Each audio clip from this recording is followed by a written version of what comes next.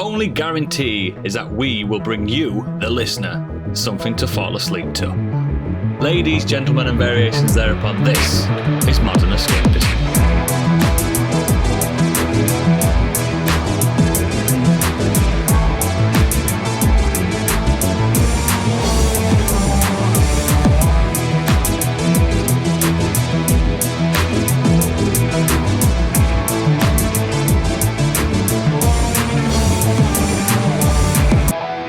Welcome to the show. My name is Oodles and I'm back. Sorry I was away, but I was chowing down on some Don Dick.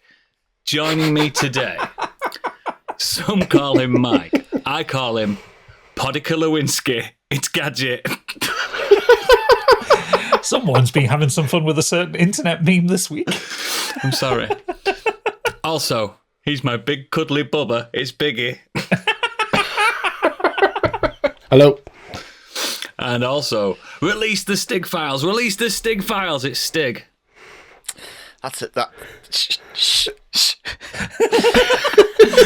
unfortunately, he didn't deny it. The Speaker of the House, Candy, is off on a humanitarian mission this week, so he's not available for questioning. But I'm back.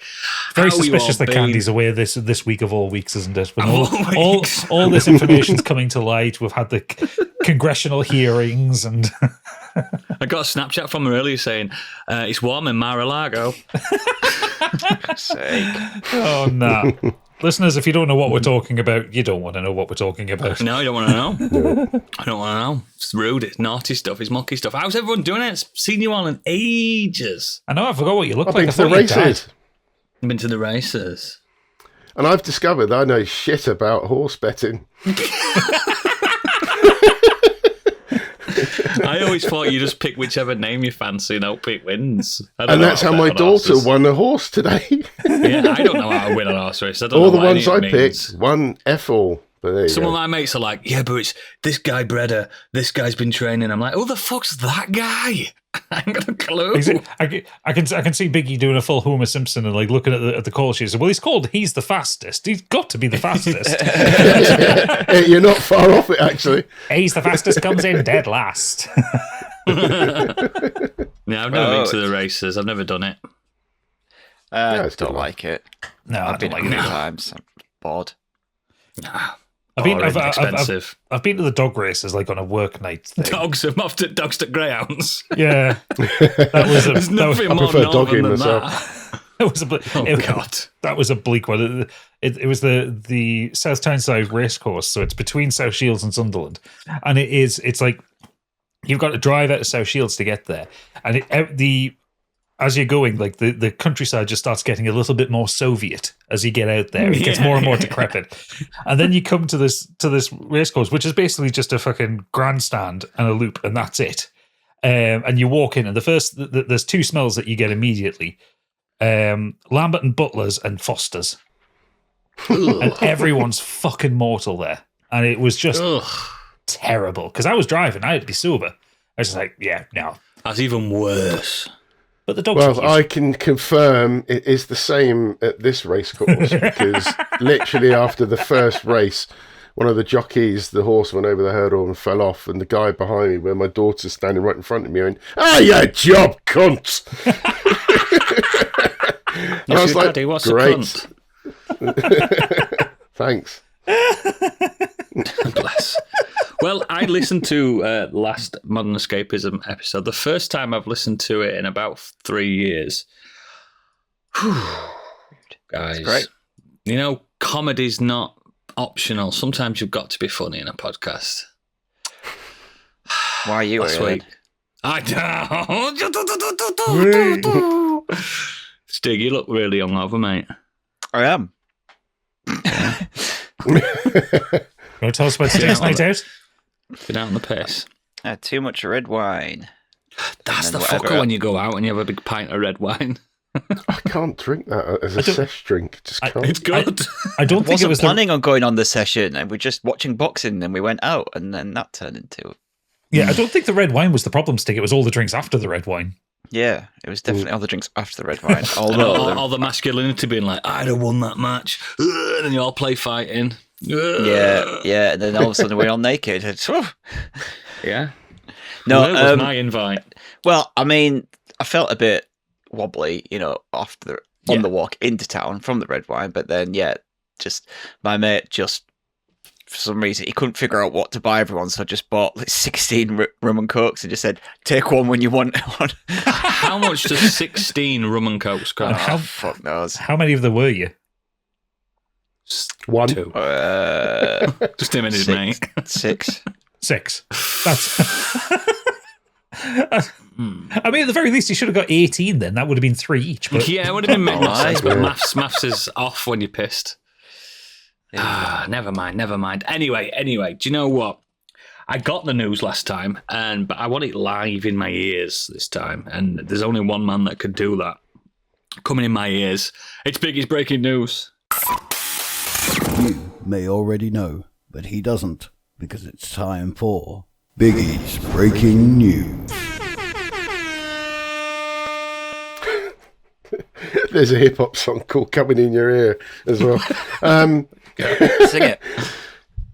No. Okay, heads Sing up. it. Let's talk about Rockstar, shall we? That's what we have They're now. naughty boys, aren't they? For 2 things. No, little fuckers. Yes, Rockstar whistleblower alleges union busting as GTA 6 has been delayed. An anonymous staff member from Rockstar shed light on troubling times at the studio via the GTA forums. It had been a tough week for the studio after it had announced that GTA 6 would be delayed until the 19th of November next year. Good. And then it turns out the company dismissed, I think we mentioned this last week, approximately 30 to 40 staff from its Yeah. Scottish and Canadian offices, which has been labelled as union busting. And then they gave a pathetic excuse as to why these people allegedly had been sacked. Then this guy went on a forum with a massive statement, which I don't expect be read here, but I can if you guys want me to. No, Or no, they can no, just it's read fine. it No, up on it's the fine. internet. I already read it and seen it. The thing is, it's now I am officially boycotting them. I don't deal with union busting very lightly. I've been a union rep for 10 years, and I'm just not down to clown with that shit. So I'm out. yeah, I'm out. they are going to have a very hard time when the rubber meets the road with UK law, because you can't It's union bust illegal. like that. It's very illegal. Yeah, the way it was done was like, Yeah, It's that big. It's that big. This thing has been talked about in Parliament. It got talked about in our union meeting that we had 2 days ago. Nothing to do with us. We're just working officers. Do you know what I mean? It's like an office union thing. And they're talking about it. It's the biggest thing that's happened in the last 30, 40 years. But do you think, I'm just thinking, like, as a big company, and obviously Rockstar have their offices in the UK and Scotland, for example. And Leeds. Rockstar North, right? Is that the one that they actually refer to as yeah, the one being in Scotland? Dundee. So surely they must be aware of labour laws. They must have people on their staff that can explain to them hoping like no one how would know. out of hand. it'd be I mean- some American, won't it? That's up top just said, "Oh, That's just do what I was this." thinking, the But then you think Canadian side, maybe the they're not English fixated on or it. the British people, I should say, working in the Scottish office, like you think they would know. Like their We can't HR do surely that. should have been able to turn around and go, "We can't do that here." Yeah. Do what you want in Canada. I mean, they've tried whatever. to dress it up as gross misconduct. We all know that's absolute bullshit. Bullshit. But also they each of these people, they were taken into a meeting with the management and HR, and they were refused right to have a union rep with them, which is actually against the law.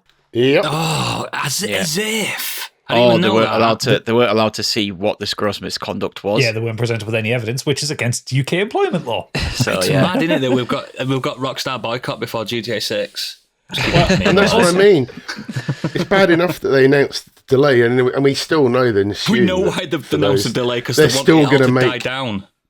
Yeah, billions of this, and then they announced that as well. It's just like, oh, The my thing God, is, what right, a- I thought this was not going to be much, like, apart from us hardcore gamers that know about it, but I've had some of my pals that, like, buy 2 or 3 games a fucking cycle, and they've gone, oh, I'm not buying no GTA 6. I went, why? What you heard? Like, the union busting. And I was like, fucking fair play to you, mate. Fair fucking play. Especially as nearly all my mates work in factories and they're all massive union heads. And it's just fucking brilliant that they've gone solidarity, like, yeah, we're not buying that. I think it's got a massive knock on what could have been the biggest selling thing ever. I wonder if there's going to be the more problem with this, whistleblowing as about. far as I was just very sorry. I was really going to quickly say was that I just wonder, you can't pre-order it yet, can you? No. So they won't know any sort of figures if people start going, I've cancelled my pre-order, and what a massive I impact. tell you what, the it might have, boycott's 'cause now- fucking real, mate. It's everywhere. Yeah, I'd be interested to know if their pre-order sales would have dropped off with this. But And we'll never again, know. I just want to specify on this podcast, I am not going to be angry if people do want to buy it and play it, because no one's been killed. There's not sexual harassment or anything like that. It's just something that I'm immorally against. Yeah, I might think come out. I think I think it'll get sorted in one way or another. Though. I mean, if it gets sorted and everyone's happy with the results and stuff, the boycott can be closed down, and I can carry on and enjoy it. But at this moment in time, fucking done, mate. Definitely need some HR executive to get sacked for this. Definitely, Ooh, very much 100%. So it's really rough, man, and it's like I say, it's one of the biggest union bustings in the last 30 years.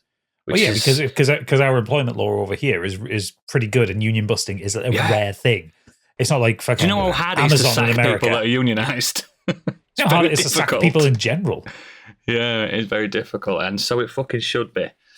Oh, yeah, sorry. Start the news on a really good one there, Biggie, mate. Well, I've got some positive stuff, depending on your point of view. You guys can talk about it more than me. We've had the first look of the new Steam machine announced by Valve. Any of you guys want to pick that up? Absolutely. Steam machine. Looks Steam fucking machine. great. I've only seen the picture. It's a little fucking adorable little cube that sits under your telly. And I think it's the best looking console I've ever seen, to be fair. Oh, it's adorable, man. And also I love it. give it its correct name, Biggie. The Gabe Cube. That's the kind of look I want all my consoles to be.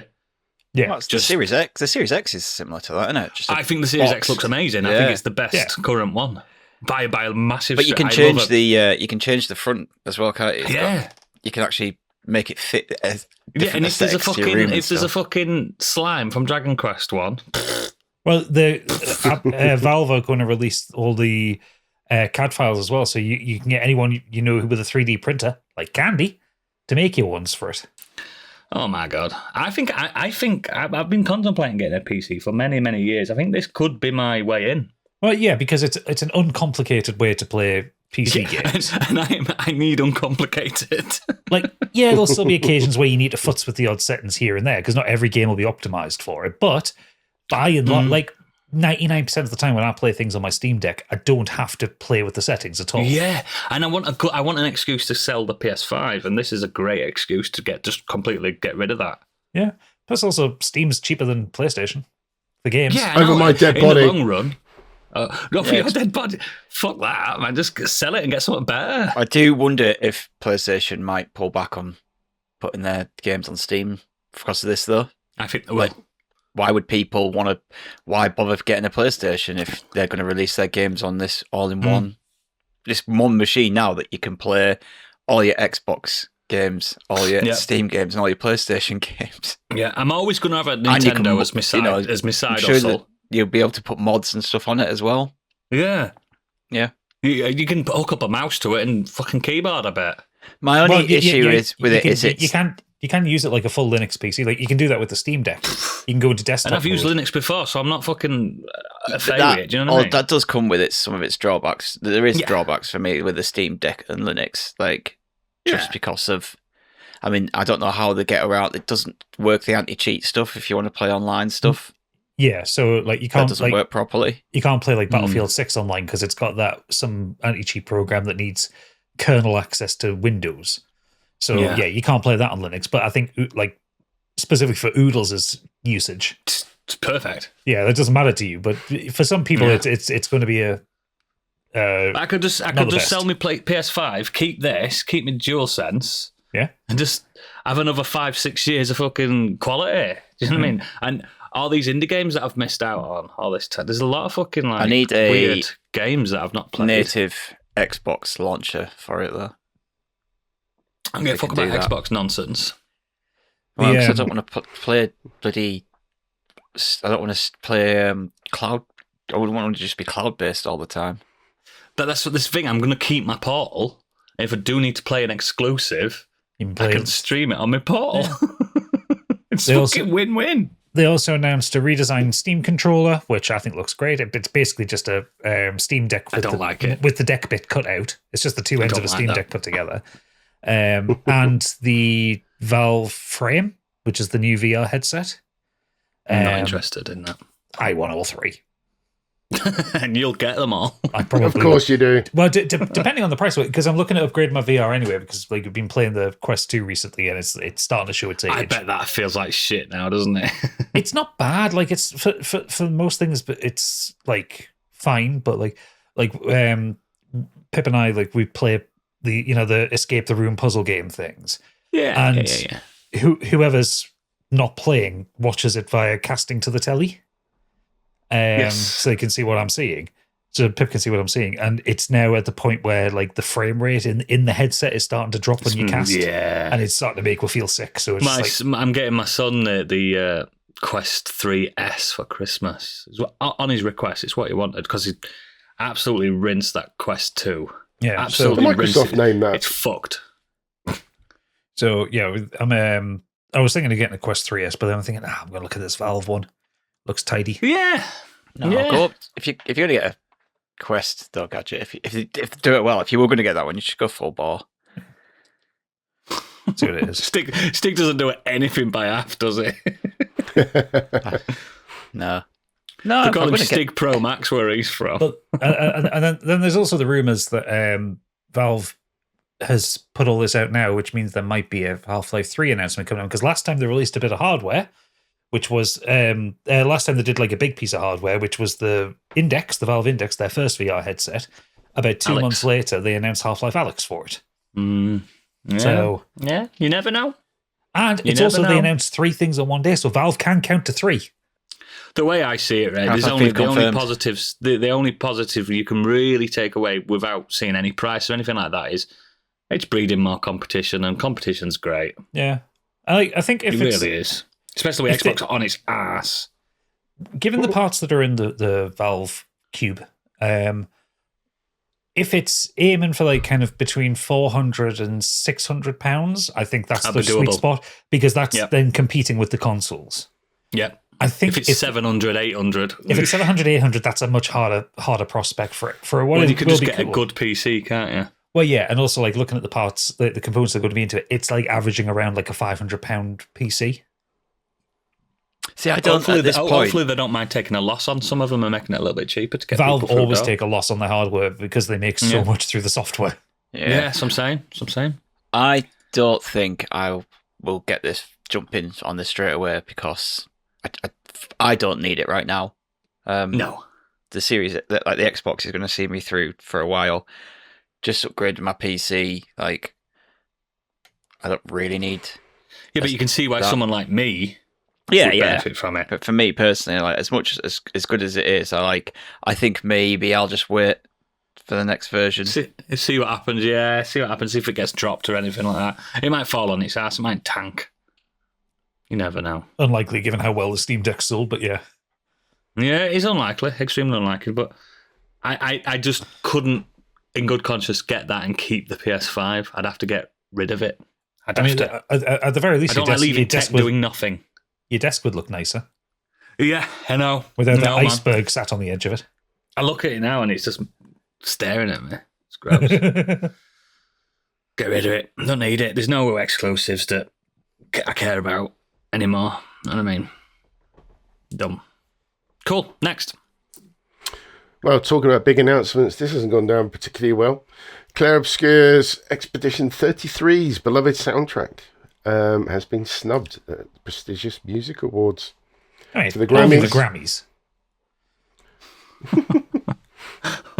Still baffling. I feel like they probably some might have paid or campaigned. Stuff like Grammys was corrupt. People campaign to get it on to get their stuff there, don't they? So that's probably all it is. How dare you say that, Steve? Because the next list warrants all of the real truth. One of them Avatar, didn't even come out Frontiers this year. of Pandora, Helldivers 2, Indiana Jones, The Great Circle, Star Wars Outlaws, and Sword of the Sea. The fuck's Frontiers of Pandora? Avatar, the Avatar video game that came out last year. That So no one came out played? last year. Helldivers came out last year, and Helldivers is cool, but like it has one track. Yeah, like which is incredible. It's an awesome track to like dive into the game into. But like outside of that, it's like, who's listening to the Helldivers soundtrack? Well, it's just ambient Way to outside, work. or like kind of pressure music. Sword of the Just Sea, I bullshit. can see that one being nominated. Indiana Jones: The Great Circle, he did a really good job of emulating John Williams. Star Wars Outlaws actually has a pretty decent soundtrack, but I wouldn't say it's one of the best of the year. I'm not a soundtrack guy. It's just I know, even though I'm not a soundtrack guy, that Claire Obscure is the best one. I mean, Claire Obscure is the It's only great. Claire Obscure is the really only good. soundtrack I've listened to this year that made me feel things. I love music in general, but game soundtracks have never resonated with me. I don't listen to them on Spotify like people do. But That fucking- if gun to my head, if someone said what's best soundtrack at year, I'd go Claire Obscure. I'm not stupid. That one that everyone clips on TikTok, the second round war fight, Je t'aime or whatever it's called, the one you listen to, Steve. Oh, that's just an all timer piece of music. That's incredible. Mm-hmm. It's just fucking, it's weird. But yeah, Stig's hitting the nail on the head. It's campaigned for, so forget Yeah. it. Also, the Death Stranding 2 had a really good soundtrack. That's why Candy's off but today. She's listened to it live in concert. Yeah, because it warrants a concert. Yeah. With the shit. Absolutely. Cool. I feels like Next. they've got like they did. Sorry, just quick one. It feels like there was 4 big companies, and then we better stick an indie game in here. Yeah. Call it Indiana Jones. Next. Call of Duty Black Ops, apparently. Wow. The AI art slop. There's been a lot on Call of Duty Black Ops 7 this week. It's been a The whole thing looks like phenomenal slop. Schadenfreude week for me. I'm getting it from everywhere. I'm getting it from the Yankee Doodles in the White House. I'm getting it from fucking Activision. I'm dining well this week. Have you seen the state of this campaign? Yeah, I've seen the state of the campaign. Have you not seen the state of the AI shit? So the fucking those banners that you get in like via like your player card, but they got that Studio Ghibli open AI shit on there. Yeah, it's really rough, man. Like I've seen like one of the main like set pieces. It looks like I don't know, those fucking chained together games. It looks shit. So naturally, the biggest problem, obviously, with this, as well as everything It's else, is the fact that Black Ops 6 made over 1 billion in its first 10 days on sale and has become so far the highest grossing COD game ever. And yet they've also done loads of layoffs, and then they come out with this. It's just like, yeah, They got rid of the talent. not going Clearly. down well. The prestige cards just look so awful. The AI generated posters, like you say, it's just. I've never seen. I've not read a review or anything, but I've not seen anything positive about this new COD game. The only thing I've seen is people saying, "Play Battlefield or Arc Raiders instead." That's all I've seen. That's all I've seen. And I'm like, fair enough. Fair play to Battlefield and fair play for Arc Raiders coming out and Arc Raiders or whatever it's called coming out of nowhere and just smashing shit out of everything. Fair So play. seeing Call of Duty, fuck it. Black Ops 7, even the game's toughest rewards have been generated by AI, not even bothering to use human art to celebrate the game's achievements. Oh my god! Boycott! We're just doing loads of boycotts this week. Podcast title: The Big Boycott. Boycott this podcast. Fuck it. I was really disappointing because I mean it's on Game Pass, so I was like, oh, I'll just play that when it's out, and then I just looked at everything about it, and I'm like, Don't waste the download. no, it's not wasting my time. It's only 5 hours long anyway. Yeah, but it's Which 5 I know. hours of shit. I mean, if it's 5 hours of real, if it was 5 hours of great gaming, then that would be different. But last year's campaign was so good. Like genuinely one of the best campaigns I've ever played. Like in a long time. Well, not ever played it in a long time. On this new one, I've watched the final boss of this campaign, and it's so fucking funny. I'm not going to say anything just in case people are planning on playing it. You fucking idiots! But it's fucking hilarious. Yeah, I've seen a lot of shit, and I'm like, just. So, do you know what this reminds me of? Gadget will remember when they brought Metal Gear Survive out, and you're like, oh. Yeah. Anyway, so you've just created something with the assets and no soul. Yeah. So just as a point of comparison here, the last 24 hours at the time of recording, so Sunday evening, last 24-hour peak for Call of Duty on Steam was 100,332 players. 24-hour peak for Battlefield 6 was 324,663. It just shows you, doesn't it? It shows you. Players are like turned off this. Like, whether it's the really dodgy campaign, the fact that it's always, for a quote-unquote single-player campaign, it's supposed to be played co-op. You can't pause it. The daily matchmaking, the daily matchmaking updates that come out for the multiplayer will knock you out of the single player. No, it just knocks you out of it back to the menu. You can't save the game mid-mission. It's gone so far away from realistic military shooter. Like, I know Black Ops 6 had some kind of weird, trippy out there shit in it, but it was like 2 levels, I think. Whereas this is like, you have like every other level. It's a dreamscape level something. And then in between those levels, you've got to do a 45-minute Warzone level. Why? Because they've made a shit game.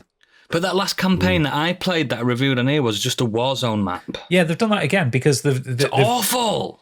Because they've rushed it. Because Black Ops 6 was a hit last year, and normally, because they have the 3 developer cycle, normally you would have 3 years for the next Black Ops.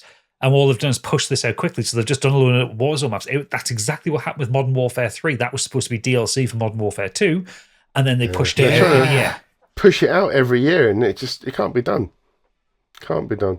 Whereas Battlefield's been gone for, what's it, 4 years since 2042? And then they've come out with a banger. Good. I'm fucking, it's just, what's happening to this fucking industry, man? AI is ruining everything. Inshitification is what it's called. It's just really sad. It breaks my heart. Inshitification. It's just breaks my heart a little bit because I really like a COD campaign. And I will be getting last year's when I see it for a few quid. You'll enjoy Black Ops 6's campaign. Yeah, but to me, it sounds like the last one I'll ever fucking play, and it makes me a bit sad. I'll just wait till next year till Black Ops 8 is out. where they take the ending of Black Ops 7, just put it into ChatGPT, and that's the game. How do we end this nightmare? What do I do next from here? Fucking joke, man. Fucking games are wank. Next. Well, this is a surprising one. Fallout 4 Anniversary Edition upgrade costs a whopping $40, £36. What the fuck? They're trying to celebrate the open world RPG's 10th birthday. Oh, so what they've done is called it the definitive edition of the game. It includes all of the DLC and expansions, plus over 150 Creation Club items. That's not cool. Yes. But that means you've got different coloured vault suits. So, I mean, I already own the Game of the Year edition on Steam. But you own the Game of the Year. If you buy the Game of the Year edition, it's on Steam for full price, which just go to Loaded or CD Keys or whatever it's called and get it for £5. Yeah. It's £35 on Steam for the Game of the Year edition. It's the same game. It's £52 for the Anniversary edition, and the only difference is that there's this Creation Club shit in it. We know why Candy's really not here, don't we? Because she'd be very quiet right now. But you can't justify buying that. So if you already own the DLC and the expansions and you only want the Creation Club stuff, that's going to cost you £17.99 to upgrade to. Yeah, it's cheaper, isn't it? But the Creators Bundle is just literally like shit just for crap. building. Yeah, it's stuff that... For settlement stuff, isn't it? Yeah, settlement stuff that the community Or different have made. skins for your dog. No, it's not even that. It is literally just like stuff to build with and like skins for your Pip-Boy and clothes and that. Yeah, I've seen it where you can have like the Jetsons house and stuff. Yeah, it's like... But it's also shite. Like, none of it's made by Bethesda. It's made by the community. You know, it's just mods. It's mods. It's paid for mods. Yeah, it's made by Noobmaster69. Yeah. Like, fucking Bethesda, you're taking the piss now. And like Todd Howard's come out this week and said, like, Elder Scrolls 6 is a long way off. I'm like, oh, really? No, but the thing is, right, this anniversary edition of Fallout 4's come out just after Outer Worlds 2's come out, and everyone's gone like, this is really fucking good. This is what we want. Do you know what's funny? Bethesda now looks stupid and dumb. I am. I've just got a notification, and it's like, "Oh, a game on your wish list is like on sale." But then I just started like scrolling through Steam's page anyway, and it popped up. Skyrim is still £35 on Steam for Skyrim. Why? For the special edition? No idea. What's special about? Oh, it's got fishing in it, hasn't it? The special edition. But £35 still for that game is ridiculous. Mate, I remember when you could buy Skyrim for like £4 on PlayStation. Fucking Bethesda. They I don't even love like Fallout anyway, so I'm not bothered. So, if you remember a few years ago, they released the Skyrim Anniversary Edition. If you want that on Steam, it's $42.99. And you get fishing on it, though, yeah? Don't forget fishing. Yes. So it's £35 for just base level Skyrim, and then £16 for the anniversary upgrade on top. Like, they're taking the piss. It's mad, isn't it? The Outer Worlds 2 is fucking brand new, and it's £60. Like, fucking pay £15 more and you get that. Yeah, just get a brand new game, guys. Just get a brand new game and enjoy it. But they're obviously doing this for those that suddenly want to play the game based on the season 2 of Fallout next month. I can't picture anyone watching Fallout and going, you know what? I might try this Fallout for the first time, a game, and spend £50 on it. I can't see that yielding any results. But that's what they're doing. There's no other explanation for it. Fallout 4 Game of the Year Edition on PC from loaded.com, not sponsored, £8.49. Get that. Get that. You get everything in that except the Creation Club stuff. You don't need the Creation Club stuff. It's a load of shit. No. Crap. And to be fair, 4 of the 6 DLCs for Fallout 4 are like building stuff. They're just Creation Club stuff anyway, like Automaton and Gadgets and Gizmos or whatever it's called and stuff like that. Whereas if you get it's only Nuka World and Far Harbor that are actual quest ones. Yeah. Fucking shite. Greedy game. Or even better, spend £5.19 and get the Fallout New Vegas Ultimate Edition on PC and enjoy that more because that's a much better game. Or even better, just play new games. I'll play new games, but if you wanted to play Fallout, don't play Fallout 76. No. Play Fallout 3, it's the only good one. Next. Oh, New Vegas. Don't count though, that's a different game. Well, speaking about purchasing, don't do a Sony, because they've just basically confirmed what everybody else already knows, that Destiny 2 hasn't reached Sony's expectations after spending $3.6 billion on the acquisition of Bungie. Yes. and at the end of the day, they've got literally Halo confirmed what we all knew. They spent all that and they've got fucking Bungie, Halo anyway, eventually.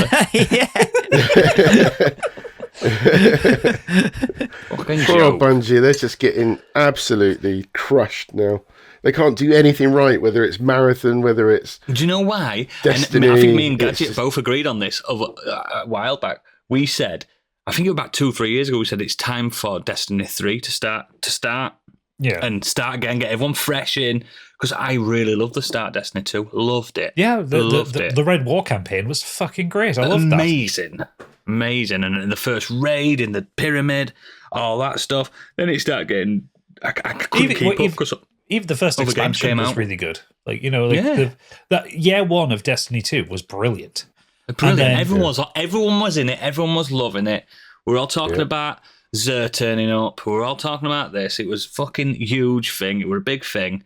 And then all of a sudden, loads of other games came out and we were all having a week off from Destiny and then you just couldn't go back then, could you? You just couldn't go back. But it was also... I even missed Dinklebot. It was also like the time that they started like vaulting content and stuff like that. Yeah, they did. So like now we said to people when you start a fresh file of Destiny 2 now, not that you'd ever want to, you start with that opening mission from the first Destiny in the Cosmodrome where you've why? Up. And like it's like, no, fucking put me in the Red War campaign because that was great. It was such a great opening when the fucking ships are attacking. Yeah, and you fall down the fucking waterfall and you've got to fucking survive. And then you go to the farm. Remember the farm? The farm! The farm. If you don't remember the farm, guys, you weren't OG. Yeah, you're now back to the tower. Yeah. And also the fact that at no point did Bungie ever know what the Traveller really was. No. Just sounded cool. It's a big ball. Just a big ball. Orb. Yeah. Sony has recorded a loss in profit in its game segment due to, quote, impairment losses against a portion of Bungie Inc.'s intangible and other assets in connection with Destiny 2. Honestly, right? And I think also I don't know how to make games, and you might agree with me or disagree with me. I would have had a team for the last 3 years or so just focusing on making a Bungie brand new IP single-player shooting game like Halo. Maybe with a multiplayer tacked on just for like a deathmatch multiplayer, yeah. Yeah, but I'd have just had this just wrapped up, ready in the backup, just in case this happened. I'd have forced them to do it. And then, take your time with it, because we're still reeling on Destiny, we're still living on that, but I'd have had that in the pipeline. Oodles, funny enough, Bungie owned the rights to another first-person shooter that was well loved by a lot of the community, that involved a very kind of Doomish System Shocky setup on a space station. It was called fucking Marathon. Oh. You mean the extraction shooter? No, not the extraction shooter. The fucking good game. There was 3 Marathon games that were released on Mac OS of all things, never on PC. I remember. And they were fucking brilliant. It's riddled with AI now, isn't it? And plagiarism, because they stole a lot of iconography and typography from artists. Why don't they just make a single-player 10-hour campaign in the vein of Halo, Combat Evolved? In the Bungies, we know they know how to make things feel good.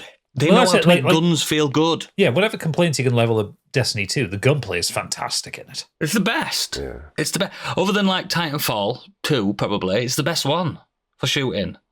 100%. It feels amazing to shoot. Just make a good... Bring back Bungie. Leave Brittany alone.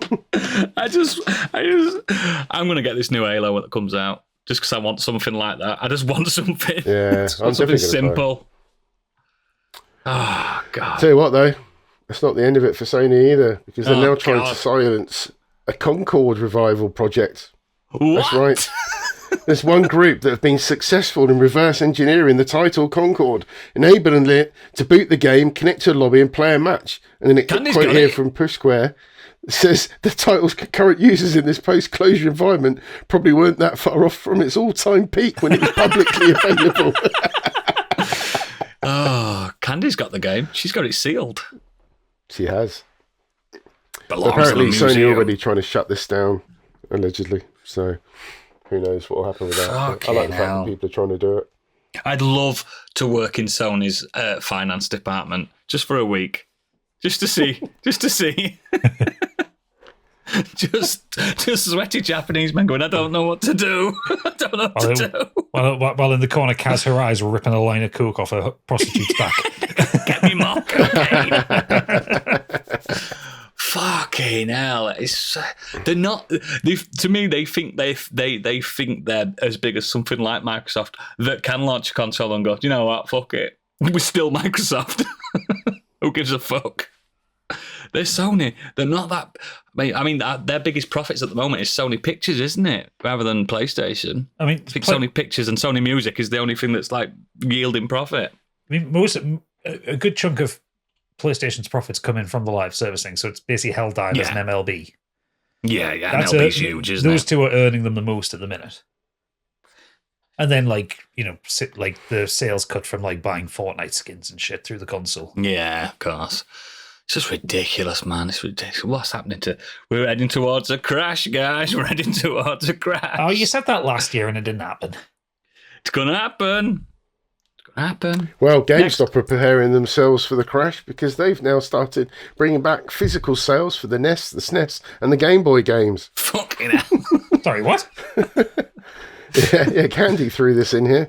Apparently GameStop are now bringing back the physical sales. They've got a new joint venture with Limited Run Games to bring retro games back to GameStop retro stores across the country in the holiday season.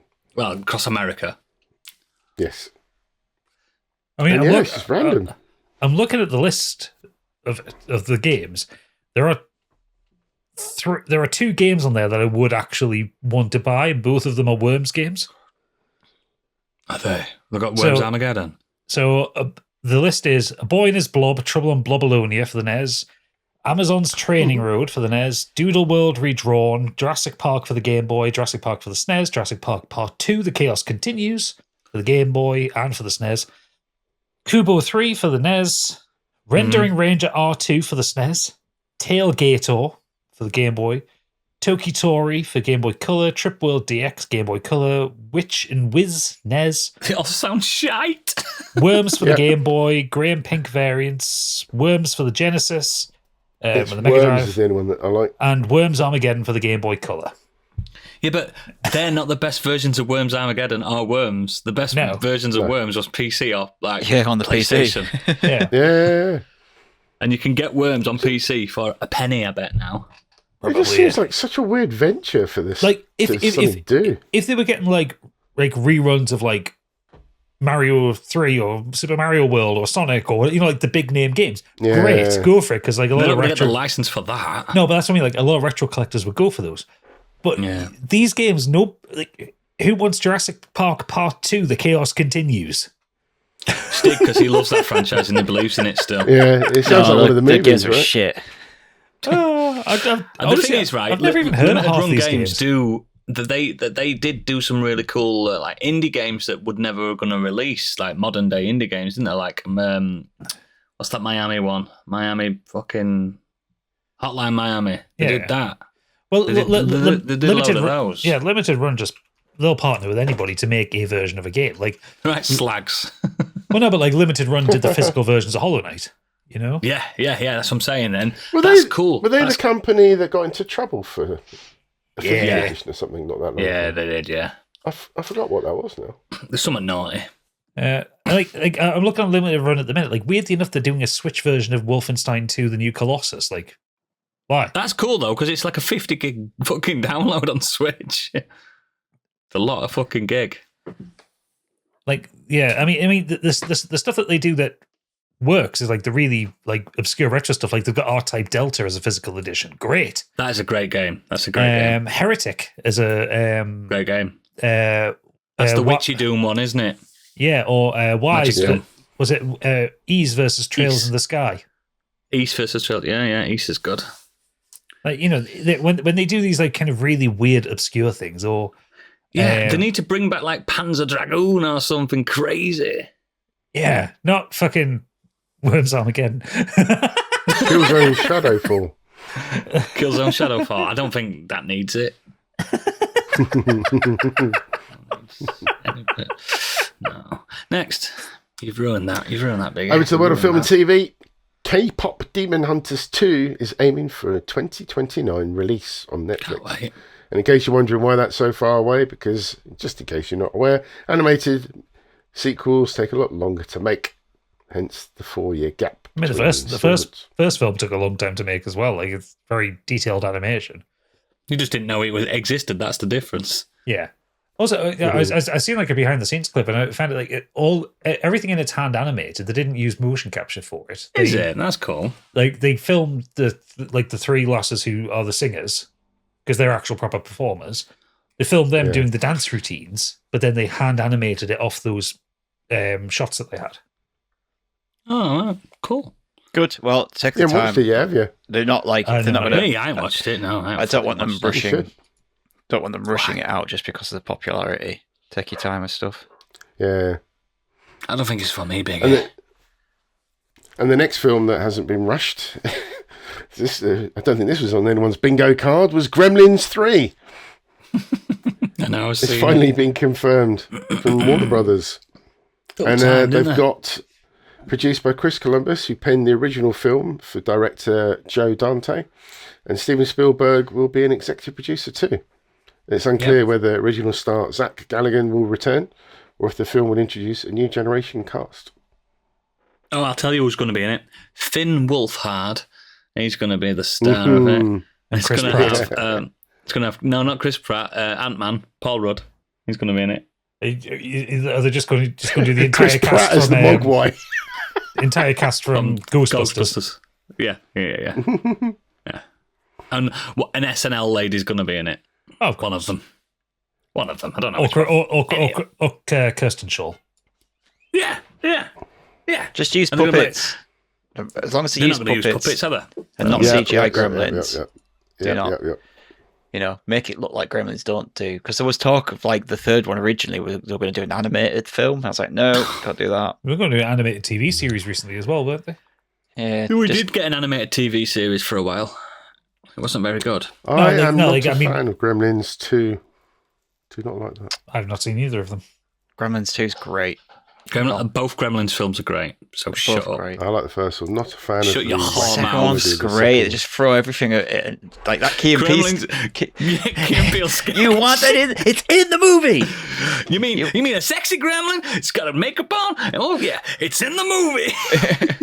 You talk bad about. It's got good bits in it, but You- it was just too wacky Shut for me. up. It's great. It Yeah. lost the essence of the first film, I thought. First It film was was well supposed to. wacky. No, it wasn't. Not like that. There's a fruit gremlin. He's got fruit all over his face. He drinks a Isn't potion. there one? No, the first one is wacky. Like not as over the top wacky as Gremlins 2. That's what I mean. But- It had a certain charm to it, but the second one I didn't find it. We That's- watch them that's all my at opinion, Christmas. so, My family, we love watching Gremlins. You at really Christmas. you should watch them, Gadget. They're great. Yeah. I don't know, I'll get to them at some point. Do you know that the Phoebe Cates monologue about what happened to her dad in Gremlins 1 is Yeah. horrendous. It's horrifying. That's what I mean. It's got this dark tone to it. It's just like, wow. I won't spoil it for you, Gadget, because you'll watch it one day, but that is fucking... And it just turns up in a film, you're like, what the fuck? What's she doing this monologue for? This Christmas, get yourself Gremlins watched. Yeah, get on it. You and Pip sat down Why watching... haven't you watched it for just out of Because he curiosity? hates Joy. It's not a film I've ever gotten to. There's a lot of films you've never gotten to. I know. Yeah, I do this is other very things. true. There's a list. And it's the biggest list. You Released. could have a gadget Gadget streaming list. service which would have the best movies on it that people would want to watch again because he hasn't watched them. Everyone would be like, "Oh my god, look at this classic! Look at that classic!" You know. Yeah. Next. Well, Don't here we forget- watch this don't forget, one. though, it is because- the time we are allowed to watch Muppets Christmas Carol now, so... Exactly. Yeah. not I'd till rather watch. December. I'd rather watch Muppets Christmas Carol than have a chance Muppets at a Christmas new Carol's film better like than Gremlins. like Gremlins. It's better Watch than Gremlins. both. Yes, you got time. I don't have time. I'm busy. Gremlins is Well, on this that list. shit show. Do you know what? Gremlins is on that list already. I know because you've been He's bugging me already for done 3 it. years about it. Gremlins in review coming to a patron And you still haven't watched it. No. Pathetic. Pathetic. Next. Fucking Gadget, do you disrespect like Star ideas. Trek? Yes, I like Star Trek. Seen all them. He's seen I all have. them. There's a new movie in the works, dude. Well, I'm very happy about that. As And long it's as it's not Gremlins. shit like Star Trek Beyond, because that was a load of fucking wank. Star Gremlins. Gremlins have got on the Jonathan Enterprise. Jonathan Goldstein and John Francis Daly are looking to boldly go where no directors have gone before with a popular franchise. To be Make an honest, actual have new told movie Deadline. that's not tied to anything or a reboot. Yay. They've told the duo they're coming on to write and produce or attached to direct the new original Star Trek film for Paramount. It says here, I've lost my spot. Pitch falls in line with Skydance founder David Ellison's recent comments on the earnings call when he said the next Star Trek film will not be a sequel in the Chris Pine-led series, but something completely different with new actors. what this reveals to me, though, and it makes me sad, is that we're definitely not getting another Dungeons and Dragons movie because Goldstein and John Francis Daly, they will be Yeah, man. D&D. I just don't understand why Didn't they sell. haven't done that. Not just Didn't because sell. we play D&D, but it's a good fucking movie. It's a It really deserves It it. didn't I know, sell. I know it didn't do enough numbers, but it just makes me sad that we're not getting it. I'm happy that they're doing a Star Trek movie, though. I can guarantee one of two things: there will be at least one cameo from Jonathan Frakes, potentially Kate Mulgrew. And an AI Leonard Nimoy. No, I don't think they'd do that. I do. I think there'll be a lot of allusions to Spock at some point. Oh, God. and I Leave have a- Spock alone. And I have a feeling that they'll be boldly going to somewhere we've been before. Might be the Borg.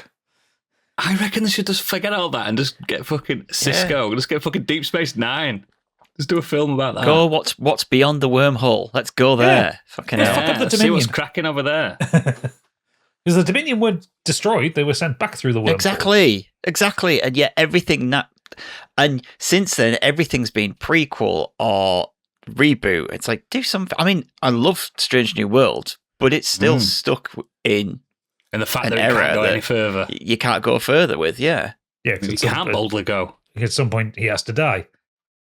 Well, Yeah. get We need a hideously bloody Galaxy burned. Quest sequel. That's what we need. I mean, Galaxy Galaxy Quest. Galaxy Can't Quest do is that. the best Star Yeah. Trek film. It is. But the Galaxy problem Quest is is that good, isn't it? the problem is that No, would involve problem giving is- work to yeah. Tim Allen. And also Alan Alan Rickman's Rickman's dead. dead, Yeah. Fuck that. Fuck that. Next. Ryan Coogler has finally confirmed that Black Panther 3 is his next movie. Yeah, his last one was great. It's fucking shite, that. Fucking Black me Panther out. 2. It's fucking shit. Fuck me, what a bad film that is. That is the bad film. Which one really are you talking boring. about? Black Panther The 2. second Black Panther, Wakanda Oh. Forever, It's fucking shite. really I thought a lot boring. of people liked it, didn't they? I haven't No seen it. one I thought liked people it. liked it. Yeah, I don't know. One for me. Loved the first one. Loved it. The opening sequence Loved of it. Wakanda Forever is really good, but Yeah, and then it ends. That's when you should stop watching it. yeah, When you see the I'm really title, surprised. I thought you Wakanda guys would be Forever. happy with that announcement. Why? Well, he Don't just did trust him. Sinners. I don't trust him. yeah. So he had an original idea and did an amazing film with it. Yeah, do another original. Fucking, oh, God. It's Never too mind, long come and boring, and yeah, Yeah. it's Shite. bottom tier MCU for I me. generally feel attacked, and all I did was read out the news. Well, just stop sucking Ryan Coogler's dick there. I mean, we do have a policy of shooting the messenger on this podcast. Yeah. Watch Gremlins, you twit. Have you seen that scene have you seen that scene in 300 when you can't hand me, I'm just a messenger, and he kicks him in a well? That's what I'm doing to you right now. Kicking you in a well. This is modern escapism. Okay, then we're moving swiftly on something you might be happy about. V for Vendetta has been turned into a TV series. Don't need it. It really doesn't Oh, need for us. fuck's sake. Well, I I want mean, original stuff. yeah, but they Remember did when they all right. turned Watchmen into a TV series? Yeah, that went down really well. It was shit. Did you even watch it? Because everyone else, Yeah. you're literally the only person I've heard say it was shit. I watched it. It was shit. I didn't see it. I've only seen the movie. Well, that was shit. That was I like the movie, actually. it's style over substance, isn't it? Zack Snyder for you, innit? Some say the book was. Next. No, I don't mind seeing a V for Vendetta TV show, but what are you going to get out of it that you don't get out of I think the film was good the enough. film? Because it's a short run, isn't it? It's not like it's a long stand. It's only a 10 issue. No, 10 issues. So It's a finite. There's a finite thing. It ends. Mm. I think the film's fine. yeah, I think as well the film condenses quite a lot into the story, but it also takes away a lot of the the stuff Takes it a lot of cuts the out. politics away. No, the stuff it cuts out to make it to a movie running time isn't that important to it anyway, because it kind of turns it into more of a story between Hammond and V rather than the overall political climate at the time. Yeah, there's a lot of them just in the hideout talking in the book. Yeah. Fine. If Whatever. it'd been popular, we Whatever. could have had a sequel. Z for Zeitgeist. It's not how it works, no, mate. just Biggie, just move on. No. It's not how it works. Kick him down that Miss fucking Piggy well. movie is in the works. a what? A Miss Piggy movie is in the works. Now In we're the well, talking. in the well Yeah. with him. No. Now we're talking. I want a fucking Sex and the City style Miss Piggy fucking Yeah. film, which is going Also, around it's- shagging about. I want it in the form of Kill Bill. I want her going right off one. Well, it's being produced. Emmy winner Cole Escola is There set you to go. write the project, and Oscar winners Jennifer Lawrence and Emma Stone are producing. and probably starring as well. I love Miss Piggy, and the fact that she's been divorced from Kermit for about 10 years now, and she's still going strong. So it's not let her get to her. The divorce has not gotten to her, which is more props to her. is a pig in Hollywood. and Kermit has been married twice since, believe it or not. God, Kermit's current voice actor's terrible. Yeah, because he's fucking shit now. He's gone downhill. He's on drugs. Hello, I'm Kermit. That's what he sounds like. Kermit the Frog. It's not easy being green. I'll be up for Not Miss easy Piggy being film. not Yeah. blue. I love the Muppets more than life itself, so more Muppet stuff is a great thing. This is what you should lead with, Biggie. Muppets news. I think want it's Muppets updates Well, every speaking week. of Muppet news, anyone got an iPhone? Yeah. Oh, well, over to the world of tech. You're going to be buying one of their new socks for your iPhone. What? I can't wait to see your reaction to this. What do you mean a The sock? $230 for your sock for your iPhone. What do you mean So when a the sock? I iPhone ain't got 17 feet. series was released in September, one of the key accessories Apple promoted at the time was for its new crossbody strap. Now, instead of slipping your iPhone into your pocket, you could choose to wear it across your body by attaching a strap to one of the Apple's cases. Some people thought it was pointless and prone to theft, while others saw it as a clever way to carry their iPhone around, especially if they're wearing something without pockets. Now, nearly 2 months after Now, 2 months after the crossbody strap for the iPhone was released, the new evolution has arrived. It's a striking resemblance to a sock. It's a It's knitted fucking bag idiots. designed to hold your iPhone and other everyday items. If I see anyone with that, I'm stealing it. And I'm throwing it in bin. $230 for that. What's wrong in just having a phone? Just have a phone in your hand. You don't need a fucking Or a sock. pocket. Just use your pocket that most people have. Yeah, do you know what people do? Or They a don't have handbag. pockets. They have handbags. Yeah, they have handbags. Been going around for 500 years. You just know This that is someone's going to ridiculous. steal this off someone, and they're just going to fucking swing it like a sling and just. The thing is, right? let it go. If they're Or selling, kill them. if they're selling that eye sock, however it's called, for that amount of money, you know you can go on Eye Temu sock. probably. You could go on Temu tomorrow Yeah, and yeah. get one for £2. Yeah, that's what I Eye said. sock. Just get if you're desperate to want to. It's a status to have an Apple one. It's just nothing more than a status symbol, like Yeah. wearing a Supreme T-shirt.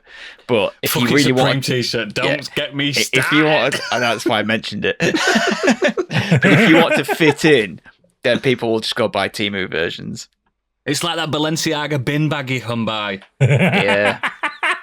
£500 for a bin bag that you throw away. Yeah, it's in the UK prices are £149 for the short one and £220 for the long one. So you have to go get measured for it as well. No. So you get one that like dangles off you like a little handbag kind of thing, or one that goes across your body. People You know, when you have still your foot whacking it up- measured, they just make a big body version of that. I guarantee now, like that one that just dangles off, like phones will be broken because people just they'll Whack move it in- and whack it whack in off shit. stuff. Now, Yeah, I mean, this is the reason why sometimes I feel America is the gun laws exist, because I would shoot someone if I saw someone with that.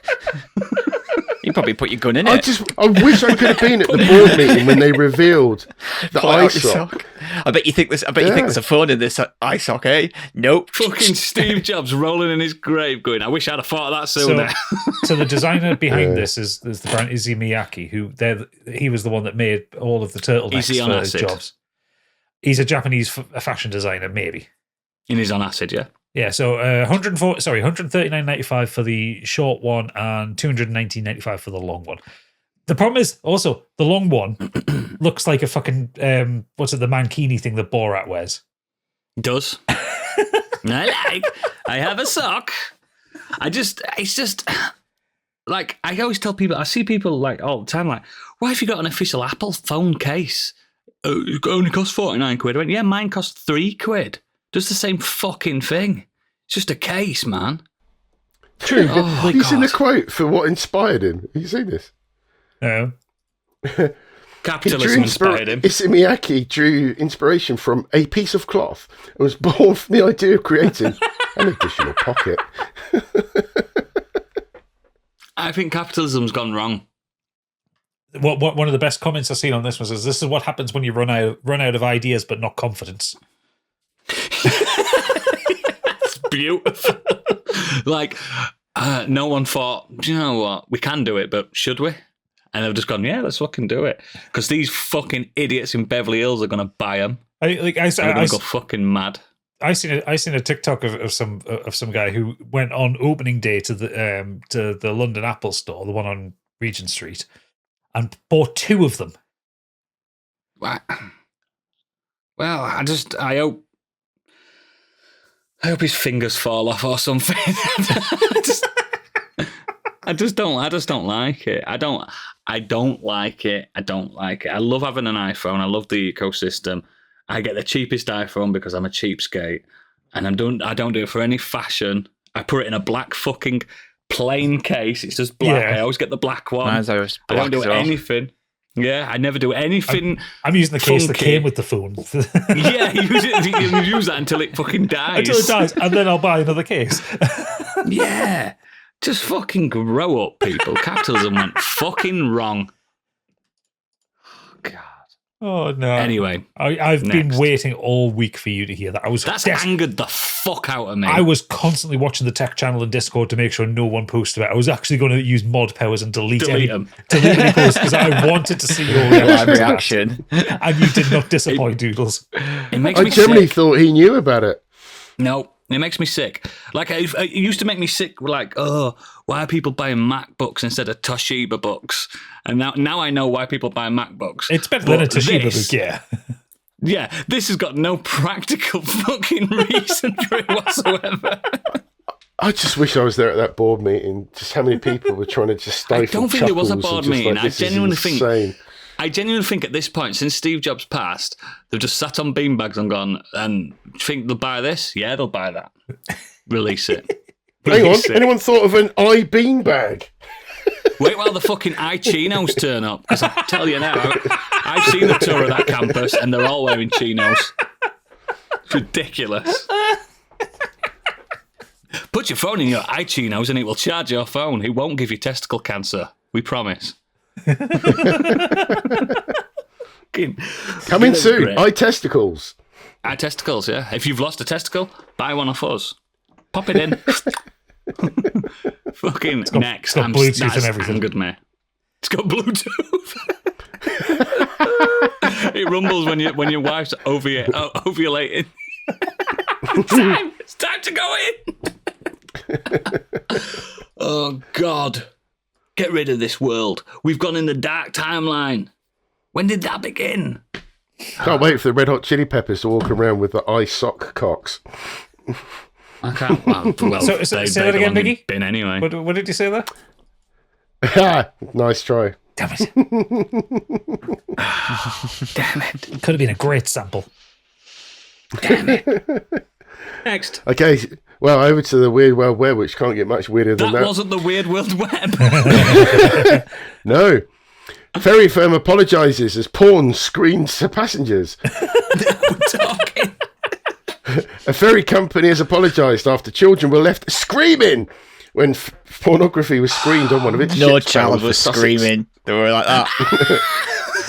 Screaming in DFDS said it excitement, was maybe. very sorry for the incident which happened late last month on board the ferry from Dieppe in France to New Haven. Do you know what? It If said that had that- happened to me, I'd have thought I was streaming it by accident off my phone. Yeah, I'd have been screaming like, shit. Shit. It said that an adult film was mistakenly broadcast on the onboard lounge television to passengers and had been watching the Formula One Grand Prix. The crew were not aware that the film was being broadcast and added that once they were alerted to the content, the channel was swiftly changed. Yeah, but Bonnie Blue's 52-man cream pie is way better than F1. Ever watch that? It's gone all over her face. And this is where that quote comes from. Talking to the Argus, which is a local rag down my way, in Brighton, one passenger described the scene as a bit mad. Suddenly, kids were running out the recliner lounge area, screaming. Some parents What came is out and they were that? asking the staff to sort it out. They were saying, there's hardcore porn on the TV. I couldn't see it myself because he obviously had tried, but it was audible. Nice. I mean, I mean, it's free. Yes, you don't have to put your face up. Now, if you want to watch porn, you have to put your face on a fucking thing and put yourself on a database. It's terrible. What I would love about this is the fact that somebody is clearly bored, assuming it comes from the crew, and not a passenger actually cast it.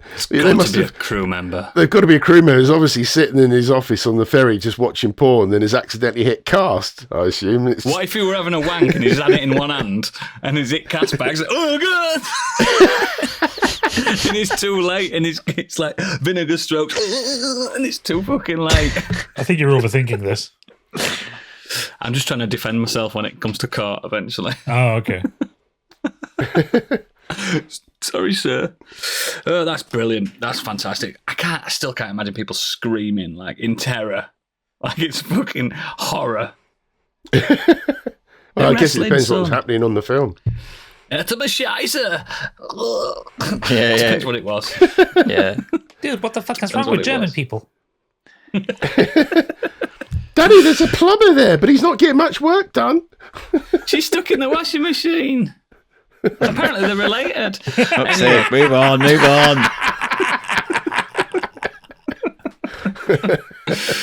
Is that the news? That's it, mate. Thank fuck for that. Whew, let's get on with what we've been up to this week. I'll start with our gadget. Oh, I'm going first again. I went first last week as well. Thrown you off, haven't I, again? I have because I'm updating the document with the Patreon comments that Biggie didn't put in. I'll start with. I'm in the middle of Stig. doing it. You're well ahead, mate. Why are you doing the feedback now? Because I'm getting ahead of myself. Anyway, yeah, things I've been doing. What have you been doing? Okay, so I do have one for the green room later, which is one of the Wanking worst. on cruisers. No, which is one of the worst films I've ever watched, and I'm going to rant about it. So if you're not a Nice. patron, get onto the Patreon. They're always worth a couple of quid for a gadget rant. I've been carrying on with Silk Song. I'm Come on, Grandad. 45 hours into it now. I'm at the point where I can end the game. I've done pretty much everything. Don't fucking tilt your head there, Stig. I said where I can end the game, not that I'm at the true ending. I know I'm not at the true fucking ending yet. So, yeah. I know, but I'm just giving you an update as to my progress. He'll have it finished next year, Stig. Well, yeah, probably. I It's finished fucking it. November. I know you have, mate. I know you're a proper gamer. Also, I will say the chef boss in that game is one of the worst I've ever fucking fought. I hated that fight. I love that chef bar. Nah, That was worse. Fuck him. There's way worse, mate. And people seem to be complaining about the Father of Flame, and I thought that was a really fun boss Easy. fight. It was That's easy. easy. Once you figured out how the flames like move, Yeah. piss. and how to But dodge it, you it's see, like, okay, I get it now. I don't necessarily always need a boss to be harder, but I like them to have a cool concept. At the Clockwork Yeah. Nights. I really loved them. I thought they were fucking amazing. Yeah, I knew you'd like them. And First Best Sinner. boss. One of the best boss. I haven't beat First Sinner yet, but I've met First Sinner and got deleted very quickly, so I went off to go get a That's bit the stronger. best boss for me by far. Just It is the best boss in the game. yeah. Anyway, but the main thing I've been doing that I'm going to talk about here is I've started a new game because I was in a bad mood the other day. I thought, fuck it, I want to play something new. So I bought Cronos: The New Dawn, Never heard of it. which is the new original game from Bloober Team. Now, we all know I have a very complicated relationship with Bloober Team. For the majority of their existence, I've hated everything they've done. But then they... Yes, I see you've got it, Oodles. You also paid more for it than I did. I got a straight swap. Oh, okay. Straight swap for Silent Hill F. Yeah. Silent Hill fucked. Well, I played... So I really liked their remake of Silent Hill 2. And I thought, I did. maybe it's only good because they're remaking someone else's game. Lads, they've made a fucking good game here. The banger. It's genuinely a really good one. It's kind of very rapidly going up my list towards the top of the game of the year. It's not going to beat... I don't think it's ever going to be Claire Obscure, but it's getting up there. No. So But it's very fucking competent, innit? it's incredibly complex. This is a survival horror science fiction game, but not in the way that you would kind of expect. So a lot of people compared this to Dead Space when it came out, and it shares a lot of things with Dead Space in terms of you play this character who is known as the Traveler, who is woken up at the beginning of the game. You never see her face. She's in this kind of huge spacesuit kind of thing. And Looks she like works... a penis. Doesn't look like a penis. It looks like an old school diving.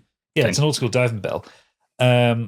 She's an agent for a strange, unknown organization just known as the Collective. Mhm. And she has been woken up when her predecessor had been killed, so she has to continue the mission. And you go... As is their way. Yeah, and you go into this post-apocalyptic wasteland where... Poland. Of Poland. Where everything has gone... Don't call Poland a wasteland. Wait, it's a post-apocalyptic wasteland in Poland. There we go. Everything's gone a bit wibbly and a bit weird after a pandemic turned everyone into monsters. It sounds like I real wouldn't life. play this in 2020. I would not have been able to play this. Well, this to me because bear in mind we're in 2025 now. The time it takes to make games, I think this is probably one of the first games that is dealing with pandemic trauma. Yeah, the whole thing's pandemic. I think I'm a little bit further than you, and it's very pandemic. Every note you pick up and stuff, it's all like, stay indoors. Yeah, so I've just made it to the Steelworks. That's where I'm up to. Oh, I'm quite a bit ahead of you now then. I'm a few hours in front. So, yeah, anything alive that you find is actually probably a monster. They share a little bit of a design ethos with necromorphs, but more what they do is they are more kind of melee-based enemies. They will rush you. But then there are some that can also like take the corpses of ones you've defeated, then make themselves stronger. So that's the actual gameplay loop, is the fact that you've got fire, haven't you, as your friend? You can burn corpses around you, and it's a good thing to do that because it's really limited. But if an enemy turns up and they walk past the corpse, they will absorb it and be buffed. Yeah.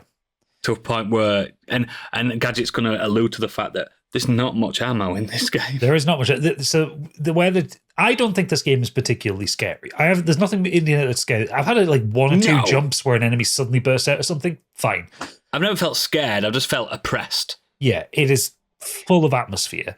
But yeah, the inventory management is savage. When you start the game, you only have 6 inventory slots. You can upgrade your suit and get more of them, like you could in Dead Space, or most of the survival horrors for that matter.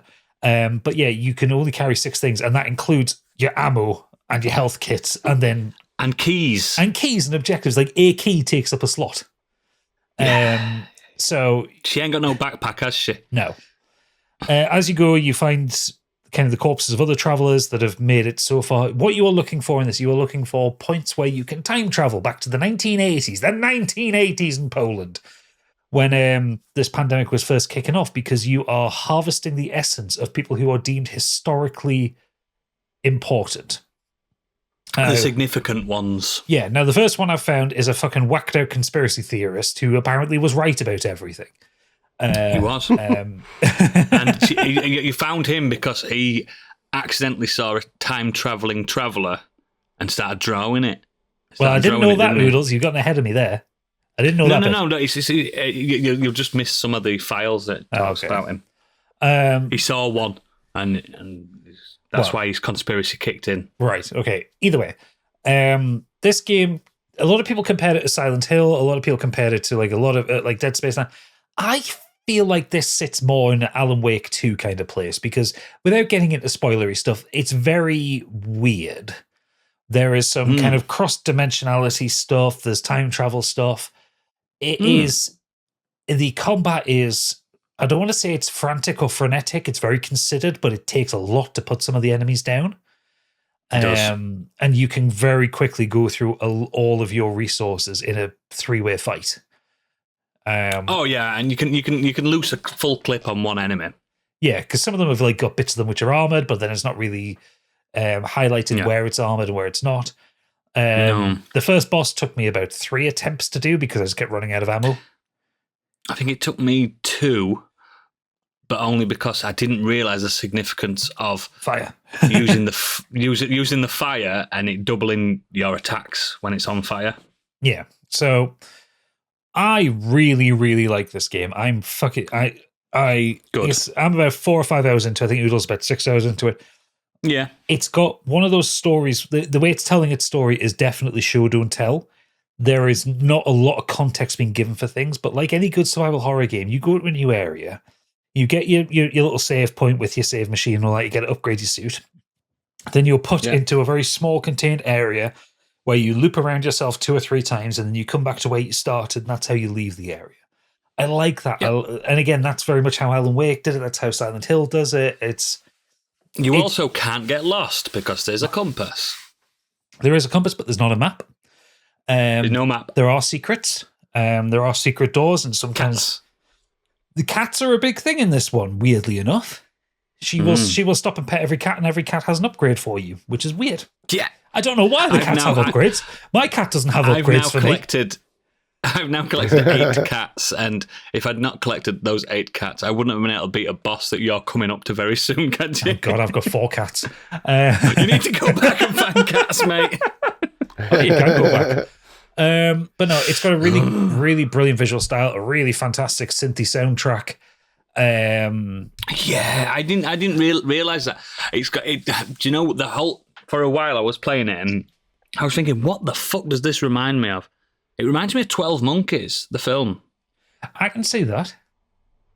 And it reminds me of, like, because I've never played a game since, like, Dead Space where I felt so isolated and alone.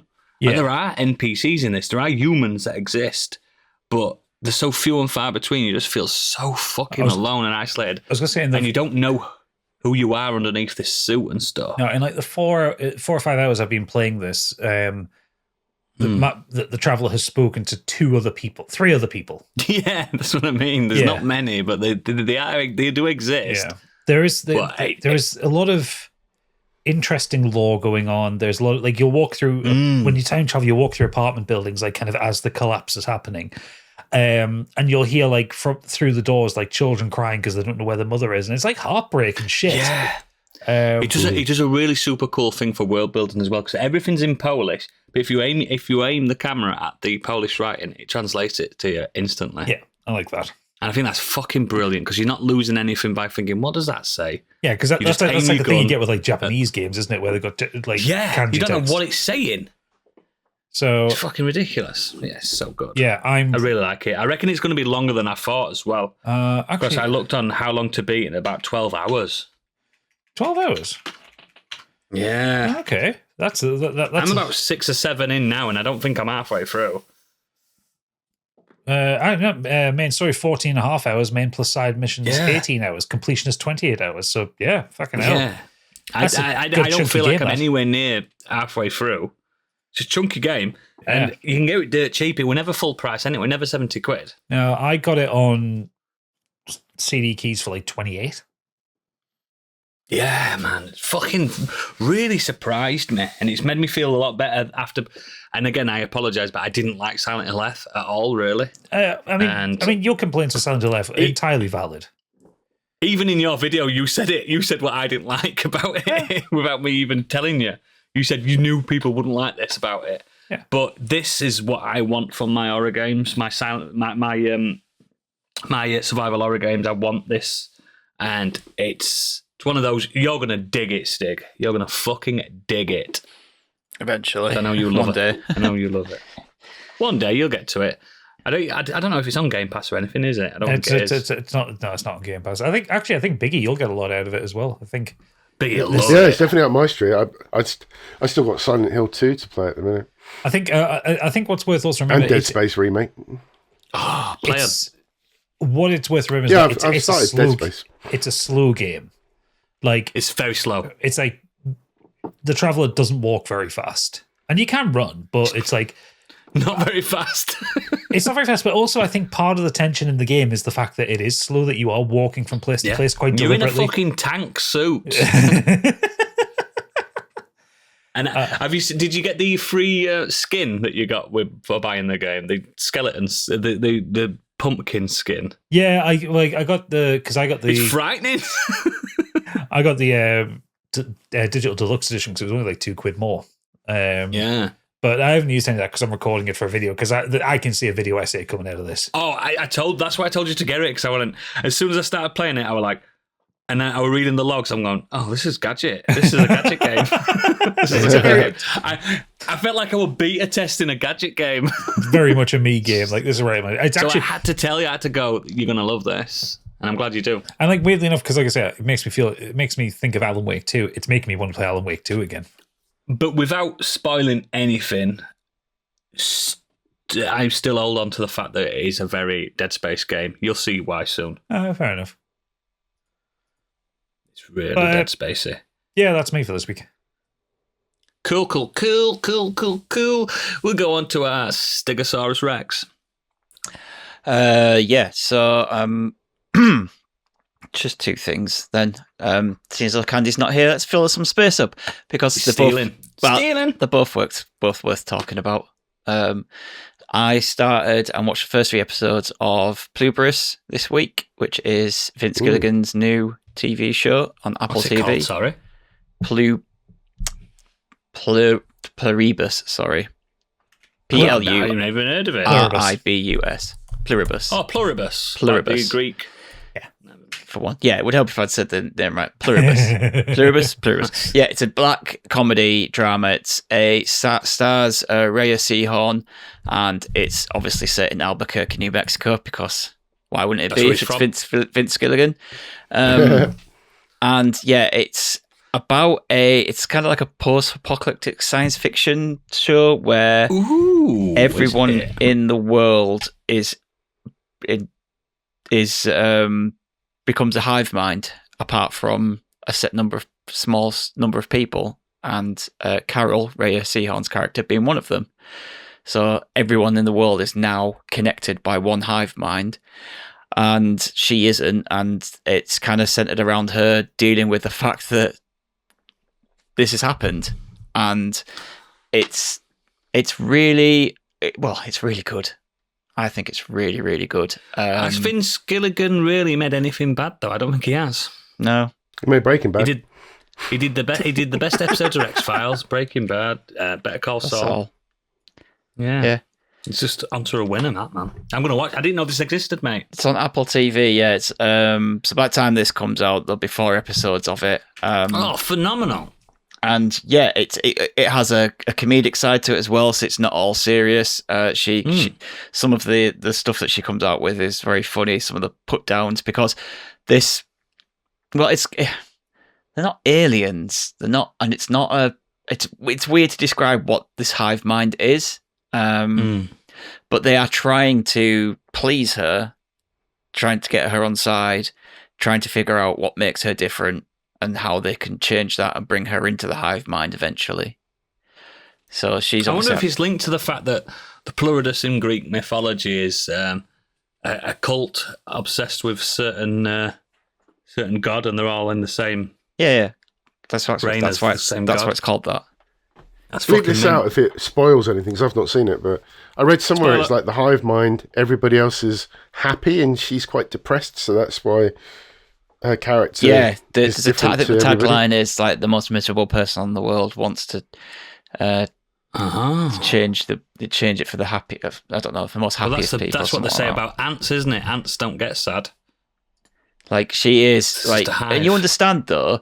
So you kind of look at it and you think, well, she could have anything she wants here, and she could be the happiest woman in the world, but she isn't, obviously, because she's had people that she loves and cares about taken away from her because of this hive mind. She's super lonely. And everybody is, she's lonely, and they are running the world efficiently, so there's no crime, and like they'll kind of turn off electricity and stuff when they don't need it. Then as well, the anarchist. But she's also, in a way, right, because to do all this, it's at what cost? They've enslaved the earth. There's no love. There's no desire. There's no drive. There's no art. There's nothing. Like, it's just, we're happy now. It's like, but you're just drones. You're not doing anything. You're not progressing towards anything this way. Yeah, humanity cannot progress if it's all in the same state. So while she can be unlikable and miserable, like there is a point to why she's fighting back.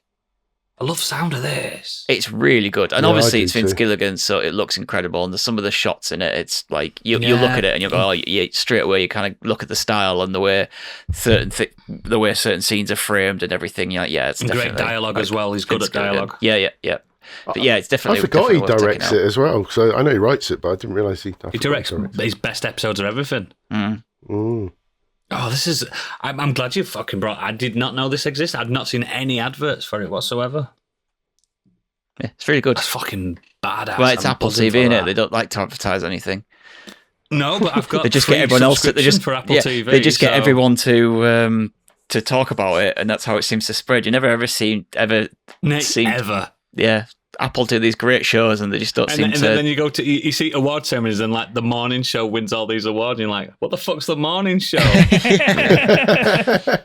Hey, Oodles, just get a watch. Take your iPhone out of your iPhone sock, and then just start watching it on your phone. I've got a MacBook and a MacBook sock. It's more of a brassiere and a crusty sock. Really? Oh God. Ugh. Yeah. Oh yeah. So That's it was meant- the most oh, miserable I'm person on plus- earth must save the world from happiness. That's it. I'm gonna go. That's gonna go straight on my must watch. Yeah, but there's just some. Yeah, because everyone knows everything. Like she's like challenges hide. people's like that child. That's not a child anymore. That child knows how to perform open heart surgery Because Like- everyone else does. because everyone else does. Yeah. Oh God! Ooh, this is gonna be sweet. Yeah. Yes, boy. And the other thing I watched this week was Predator Badlands. So this Oh is shit! Is that out now? yeah, Dan Trachtenberg, who did Prey. Please tell me it's decent. He has done a Predator film from the perspective of the Predator. So the protagonist is the Predator, is the Woucher. That's the Yeah. name of the alien species. If you don't know, Not the website where you get yeah, cheap they're vouchers. called Youchers. And this, yeah, so this centers around a young Youcher called Deck, who must go off to this planet to claim a prize because he's basically seen as the runt of the clan. It's and his rite of passage. And his father wants him. No, his father wants him dead because he's Oh God! because he's just seen as like he's small. He's small. He's seen I as can weaker. relate. He hasn't like performed his first hunt or anything yet. So his dad just kind of wants him. You know, it's his father is more Do they kind of talk like to each other in? Yeah. So the whole way through is he speaks in Youcher, like Youchinese or whatever it is. Hey man, you've got to go on this hunt. Yeah, it doesn't get translated into English. Yippee! So yeah, he goes off to this planet to basically kill the unkillable, like the creature that every other Youcher that's tried has failed. Yeah, and he's like, no, I'm going to be the one to prove it, and I'm You going see, to bring this. James Cameron, this is what Avatar should have been. And while he's there, he meets a synth played by Elle Fanning. So this is set in the Alien Predator universe. So she is a 'cause the Weyland synths. Yutani synth. I actually quite like that as well. I think, yeah, it's established now. They're in the same universe. Let's use it. And he's used it well. Weyland Yutani are on this planet and are collecting data about these creatures because this planet it's called the Death Planet. Like that's its nickname for a reason. Everything on there wants to kill you, from the trees to the plants to Like Australia. the animals. Yeah, it is just. I mean, it's Like Prometheus. Australia times 1,000. Like it's Australia ridiculous. times 1,000. That sounds like hell. Yeah, there's like plants that explode these needles out at you, and you'll make it, kill and they'll paralyze you, but then they like instantly Kill grow it. back. Like they don't. So, yeah, he ends up crash landing on this planet, and then obviously a lot of these creatures Because he can't drive either. kind of no, there's a setup for it. I won't spoil what the setup is right. and why he crash lands, but he does, and then they kind of steal some of his equipment, so he's lost some of his equipment as well. Yeah, man. And yeah, he meets this Tia, this synth, and she's got no legs, so he has to carry her, and he uses her to try to Like Yoda. navigate around the. No, she's just lost them in a fight. So she's like, get me back to my legs, and I can help you with this stuff. So, but she's really good. She's like really. She offers like kind of the comedy that. The kind of, and she's really breezy in it as well. It is surprisingly funny. Like the Oucher does do a few things which are like breaks, you know, the character of a predator that you think. But it's a young one, isn't it? It's not. Yeah. It's not a super serious one like we saw in Guatemala and LA. Yeah. So, but yeah, it's really good. I genuinely think this is. I'm buzzing. I can't decide whether I like this over Prey or not. I mean, I think I need to watch Prey again to decide, but I'm pleasantly surprised that they managed to make a really compelling film, an entertaining film with the Youcher being the protagonist, like following him, but it works. And it's only a 12A because not a single human is killed in this, yet it is extremely violent. Lots of animals and lots of because synths. it's animals and aliens and but stuff. because they're synthetics being torn apart, it's not classed as. So I could take my son. Even though they are humans, but it's being played by human actors that are getting torn to shreds. It's like it's I could take my technically lad, not. though. We'd really appreciate that because every time we've taken cinema, it's always been some shite Disney bollocks. Yeah. Oh, it's really good. He'll get a kick out of this, I think. And just the way that the Predator uses the planet and the environment, I found really impressive as well. Is there any peril in it? Yeah. Yeah, I guess so. If you could class the Predator, coming up against these things as peril. I know what you're getting at there, Biggie, but this isn't a cat in a storm and creatures dying. Cats are more important than a fake alien species, mate. This isn't real life creatures dying. It's never going to die down, this Biggie, You've fucking lost it. I know. But I really, really like it. I think it's a really good, really good film. Dan Trachtenberg. I haven't seen Killer of Killers, but I've heard it's really good. That's like the animated shorts. I heard that got a bit mixed reviews, actually. Apparently it's got some good episodes. Because it's all different, isn't it? It's like a vignette. I mean, thing. When I look at the people I follow on Letterboxd, most of the people are 3.5, 4, or 5 stars. So they're all up in the higher end. I like me some Predator. Yeah, it was on my to watch list. It was just kind of one of those I'll get round to it kind of thing. I wasn't. But that Predator show's gone down because I'm going to watch Pluribus. I'm going to watch that because now Stig's sold me on that. It's Badlands, Predator Badlands, good film, enjoyable. That'll come to Disney Plus soon, then, won't it? It will, it'll land on Disney Plus soon. But at least they put this in the cinema. I'm happy for that because they didn't do that with Prey. They stuck it straight on Disney Plus. I feel like I could. Yeah, this week I could, for my birthday, take my boy, just me and my boy. I can't take my daughter; he's still a bit too scary for her. Take my boy, me and him, some popcorn, watch some Predator. He'll love that. He'll buzz off. Yeah, that. I think because some films they're like, oh, it's 12A, and you're like, okay, well, a 9-year-old go, but I do still think that it's a bit much. Like they are human. 13, I know mate. they're synths. And yeah, you'd be fine. But like for 9-year-olds, like I said, I know they're synths and it's all white blood and they're technically not my humans. daughter still cries. But it's still like they're still in human-looking bodies getting torn apart. Like. My daughter cries when she's watched fucking Roblox, someone falling down a pit. It's very emotional. That's mint. That's awesome. Awesome. Some great fucking Stig Rex this week, guys. We like a Stig recommendation. You can carry on jumping onto this with me if you want, Stig, as well, because I've watched what I consider currently my film of the year. I'm not burying the lead. I watched Guillermo del Toro's Frankenstein, starring Oscar Isaac, Jacob Elordi, and the eyebrows girl. I forget her name. We are in eyebrows. Yeah, Mia Goth. She's everywhere. And Christoph Waltz. Now, this is Mary Shelley's Frankenstein. So there's no real surprises to it. You know the ending if you know the book. Well, the ending. Shit, that. Slightly different. Yeah, slightly different. Was President of the US? Yeah, that's it. But what I love about this, and I know I differ completely with Stig on this, I think the prose in this is one of the best prose I've heard. Like dialogue, it's all like poetry from beginning to end. I've seen in a modern film in a very, very long time. The last time I saw prose like this was in that Emma Stone shagging film when she was that little Poor thing. Yeah, that was really good prose as well. And I like that in my... I like a talkie. And it's Frankenstein. It's a talkie. But I also think this Jacob Elordi fella, which is the guy that the other guy licked out the bathtub, isn't it? Saltburn, yeah. That guy. You're obsessed with that scene. That's all you remember from that film, isn't it? He plays a really good Adam / the monster. And it's believable, and he's frightening looking, but also somewhat beautiful and stuff because it is him, and he's a gorgeous bloke in real life, and you can still see him underneath.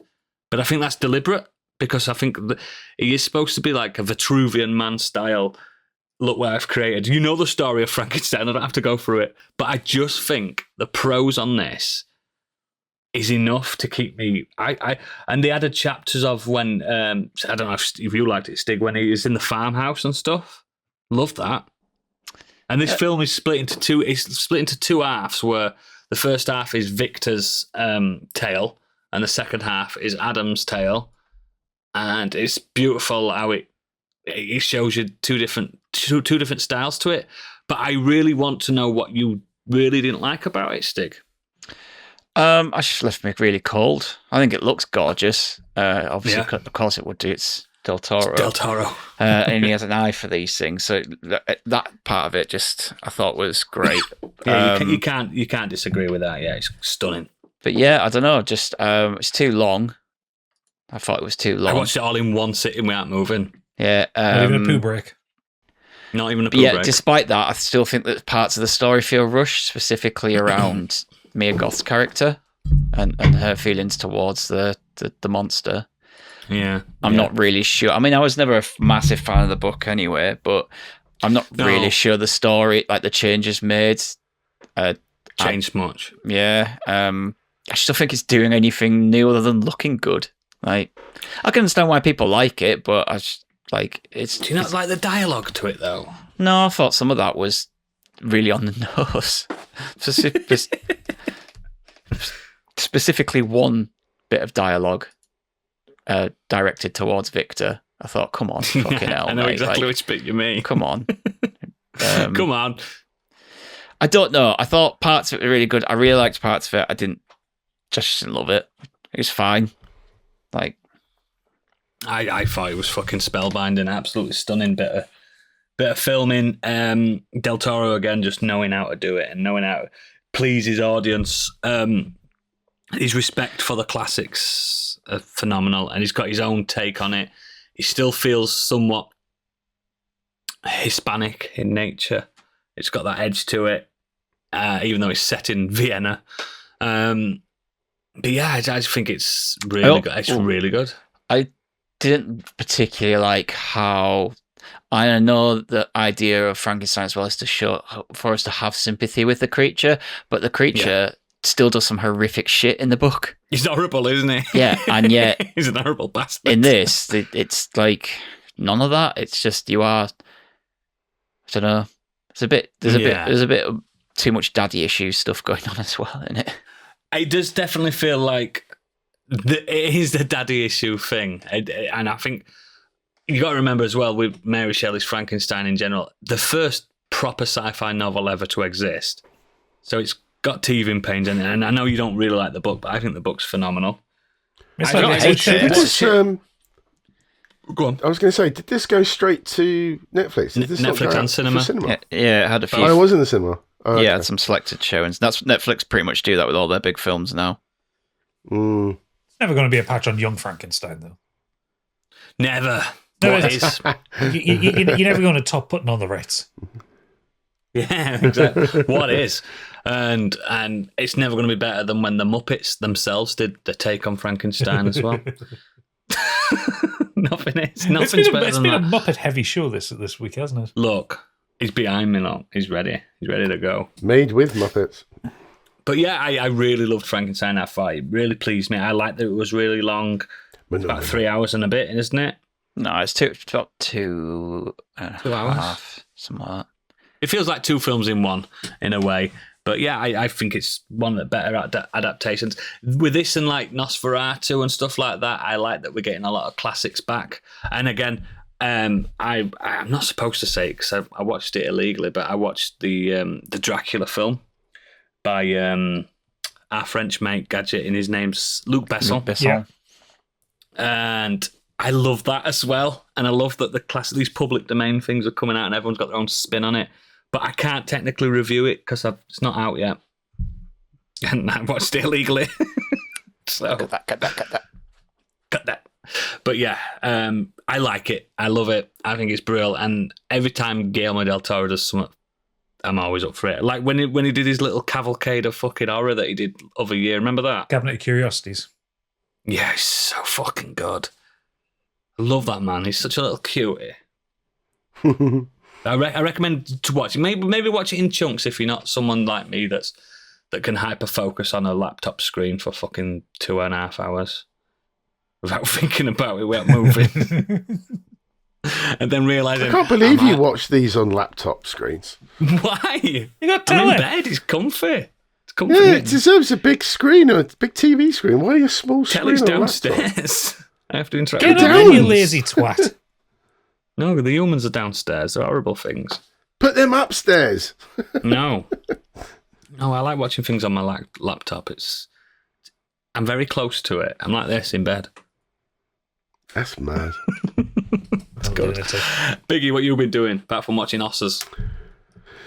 Yeah, just a couple of quick things, really. I will give a heads up, though. I have been playing Claire Obscure. I Finally. am at the Gestrel village. Gestrel.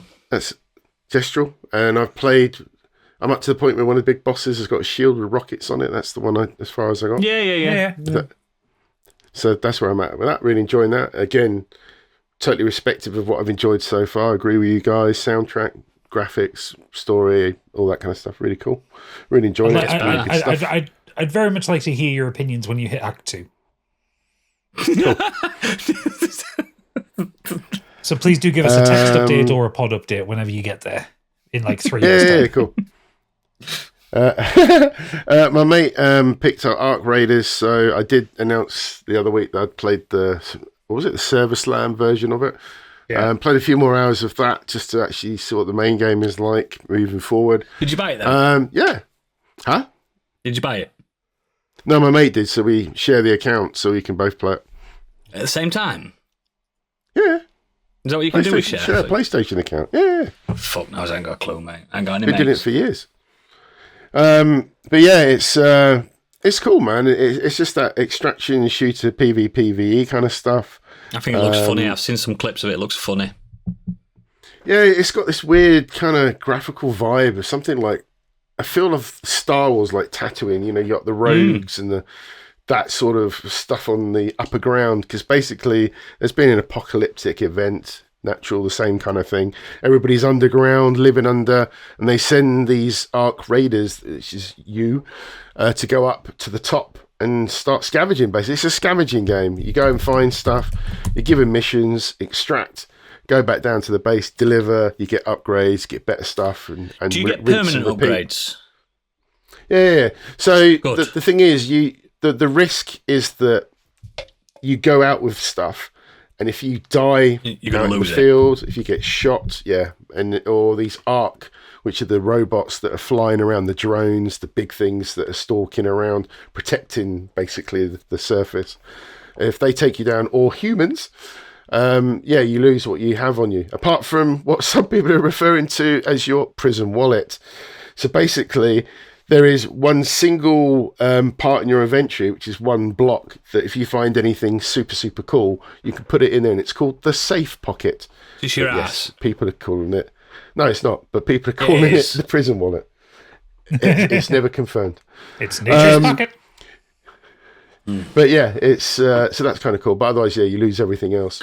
But do I you think lose I your might have like mentioned XP and it. progression on like stats? No, not at all. So it's That's the cool. roguelike side That of makes it, me where your happy XP with goes it. up, your Yeah. skill tree. You can I'll slowly be build honest. stuff I've up. seen a few videos of this Biggie, and I'm quite fucking tempted. I watch streamers. That's what got me interested. I mentioned I think it it to my looks mate, and he's like, "Yeah, I'll good. get it." So you can go in solo.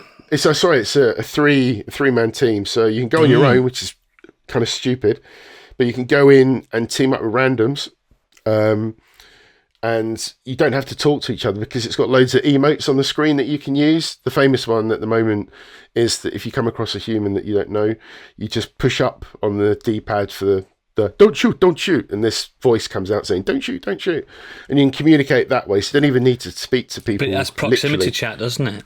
But it has proximity chat, so you can talk to people if you want. And the game is getting current accolades for the fact that lots of people are playing it friendly, that they do want to kind of do these missions and scavenge and team up where necessary and survive and get out of there. But yes, you do come across griefers that will take you out. Simple as that. They exist. It's the internet. Like real life. Yeah. But yeah, it's kind of cool, man. I'm not saying it's the best game in the world. What I will say is it's very polished, looks great, sounds And great. it's like got 30 developers quid. from it's got developers from the finals, Battlefield involved. So it's got that polish, but it's never glitched, never crashed. It's just it works. It does what it's supposed to do, and looks and sounds great as well. And it's got that risk and reward stuff behind it. I saw videos of these guys like joking about, saying, "Look at that spider over there," and they shoot it. And they're laughing at it, going, and then just fucking jumps into the air like 50 fucking foot in the air and just squashes them. They're all going, fuck. So my bestie M Flame was playing, and he told me this story where he went in on his own with some randoms, and they basically weren't really communicating, but they understood that one of them had an objective, so they followed this person around, went into this big building, searched, got loads of good gear. Then the guy took them all the way up to the top because he thought he found something up there, right on this very, very, very tall building. And there was a ladder on the other side that took them down. So this guy's, I'll go down, follow me, kind of thing. So they all went down, and the guy made it to the bottom. But what they didn't realise was as they all went down, the ladder stopped. And the first guy dropped down, fell to the ground, but he couldn't tell them because he wasn't close enough to say, don't follow me. So they all dropped down, all three of them hit the ground, and instead of dying immediately, you do that crawling animation where if somebody can revive you, and all three of them are just crawling around, and then one of them got into the middle of them and just gave the emote saying, team up, and they all teamed up and quit and died together as a little group. Yeah. But Sounds fun, man. A lot of people love it. A lot of people, yes, it does have a little problem, which you may or may not know, about the generative AI being involved with some of the voices. I think it's the voices. Yeah. But it depends how strong you feel about that. I know that I know that they asked the voice actors permission for it, and they said sure, as long as we still get royalties. Yeah, it's still enough for me to be out of it. Yeah, which is fine, and I respect that. It looks So fun. like it or don't, It's one of those things I like that, it, like you say. It's one of those games that I think I'll get more fun watching other people playing it rather than myself, because I'm not good at games. I joined watching streamers play it, to be fair, and I wasn't overly bothered either way if I was ever going to play it. I'm just not good at those games, and I'll feel like I'd piss people off.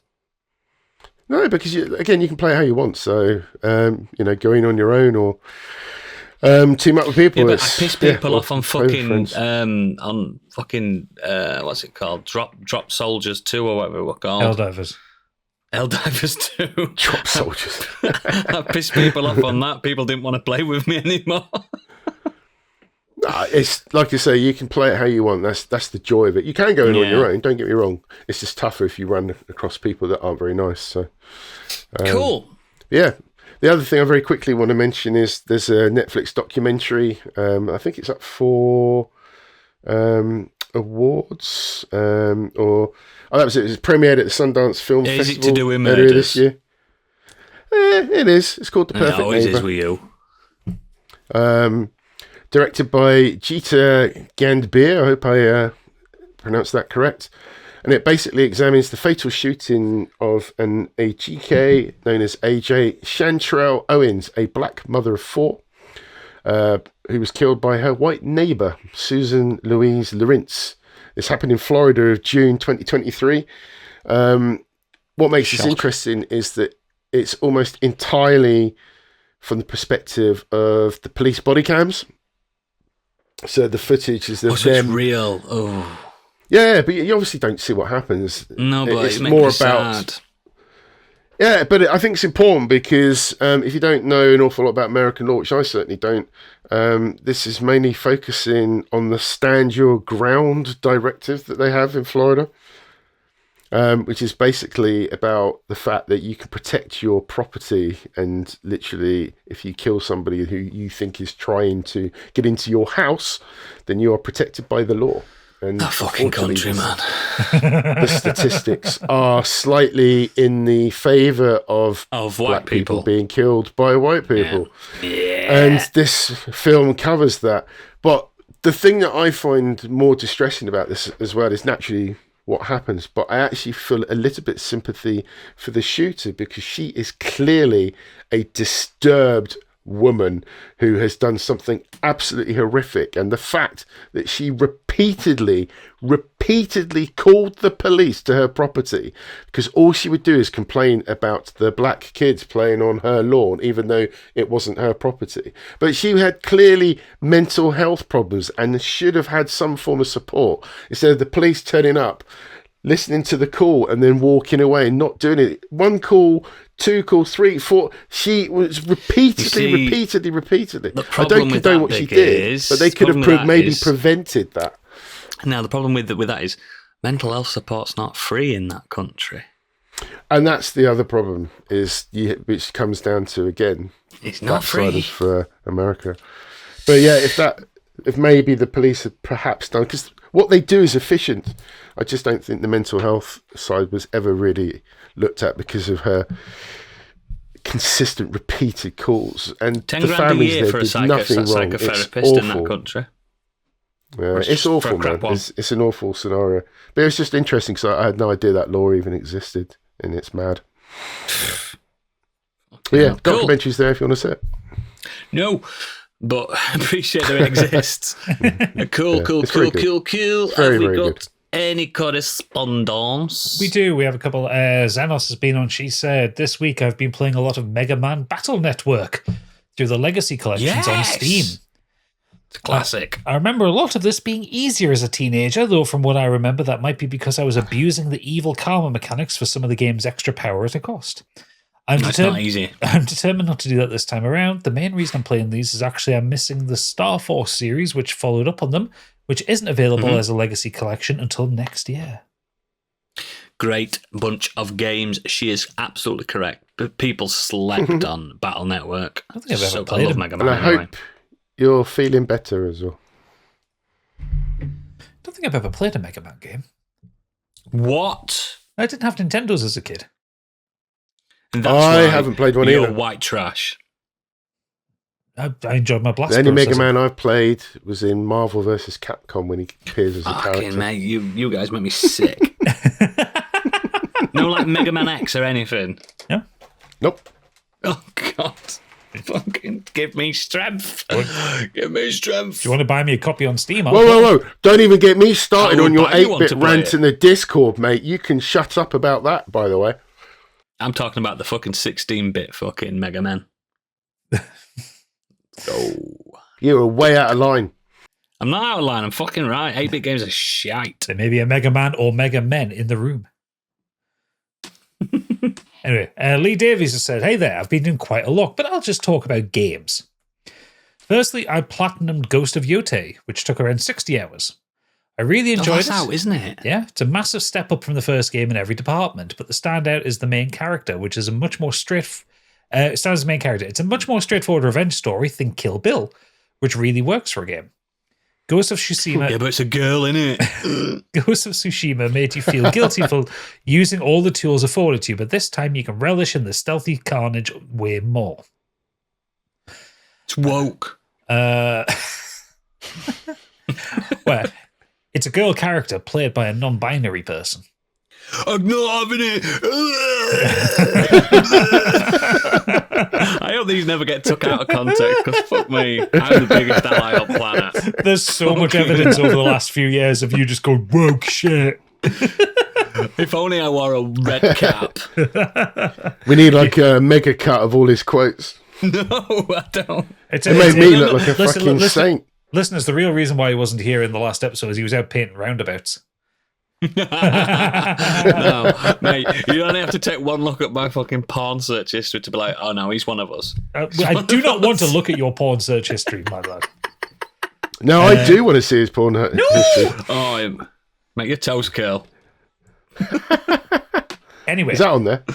Yeah. For God's sakes. Lee Davies has gone on to say, I've also been playing Arc Raiders, which is fantastic. Not my usual type of thing, as I don't play online much. It's an extraction shooter with PvPvE gameplay. It's lots of fun. I play solo and it's very friendly. PvPvE. What did you say? PvPvE. What was that? PvPvE. PvPvE. What does that mean? Player versus player versus enemy. Oh, I got 2 words at the end of them two. Which one? Versus everyone, isn't it? I thought it was everyone. No, it's basically versus the computer. Fucking, that was a PV. I thought you was like, literally, broke. Biggie said that in his review, you dickhead. Don't what Turn did into it? Crichton. Yeah. Smear again. Why are you taking the piss out of it? Biggie said PV. I didn't know he said it. I weren't listening. I didn't say it with your accent. It's the accent, is it? Fuck off to Portsmouth. Oh! Carry on. Anyway, he says it's lots of fun. I play solo. It's a very friendly community, unlike this podcast. PV. Yeah, and here your versus PVME.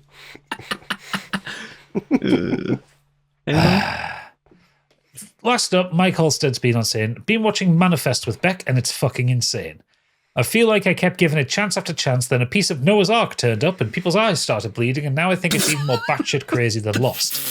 So I don't What know is what Manifest? I've never even heard of this. I've never even heard of this. I have. So I looked it up. It's the anti-Lost, because the description is when a commercial airliner suddenly reappears after being missing for 5 years, those aboard must reintegrate into society. Yeah, I've heard of it. There's like 5 seasons. There was like 5 seasons of it.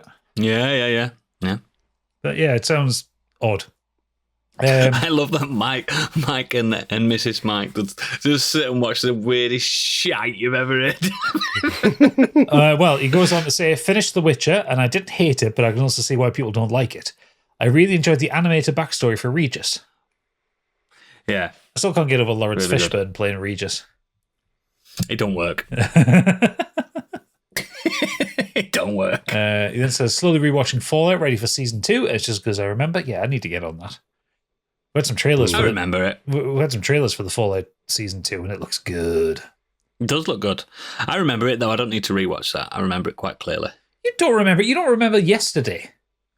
So what happened is she came out the vault and things happened. That's not Well, remembering it. That's the premise. I can't remember shit, but I'll watch that little quick 4-second recap that they'll have at the beginning. There must be an ADHD thing that with you, because the Pip's the same. Like she watched all of Downton Abbey via clips on TikTok and then decided to watch the whole thing. Mate, do you know what I've never seen the film Bicentennial Man, but I watched the full fucking film on TikTok the other day. Just a little 5-minute clips, and then the man became a robot, and the robot became a man. And then he tried to kiss the girl, and the girl said, "Oh no, you're a robot." I watched that whole fucking thing. Shite.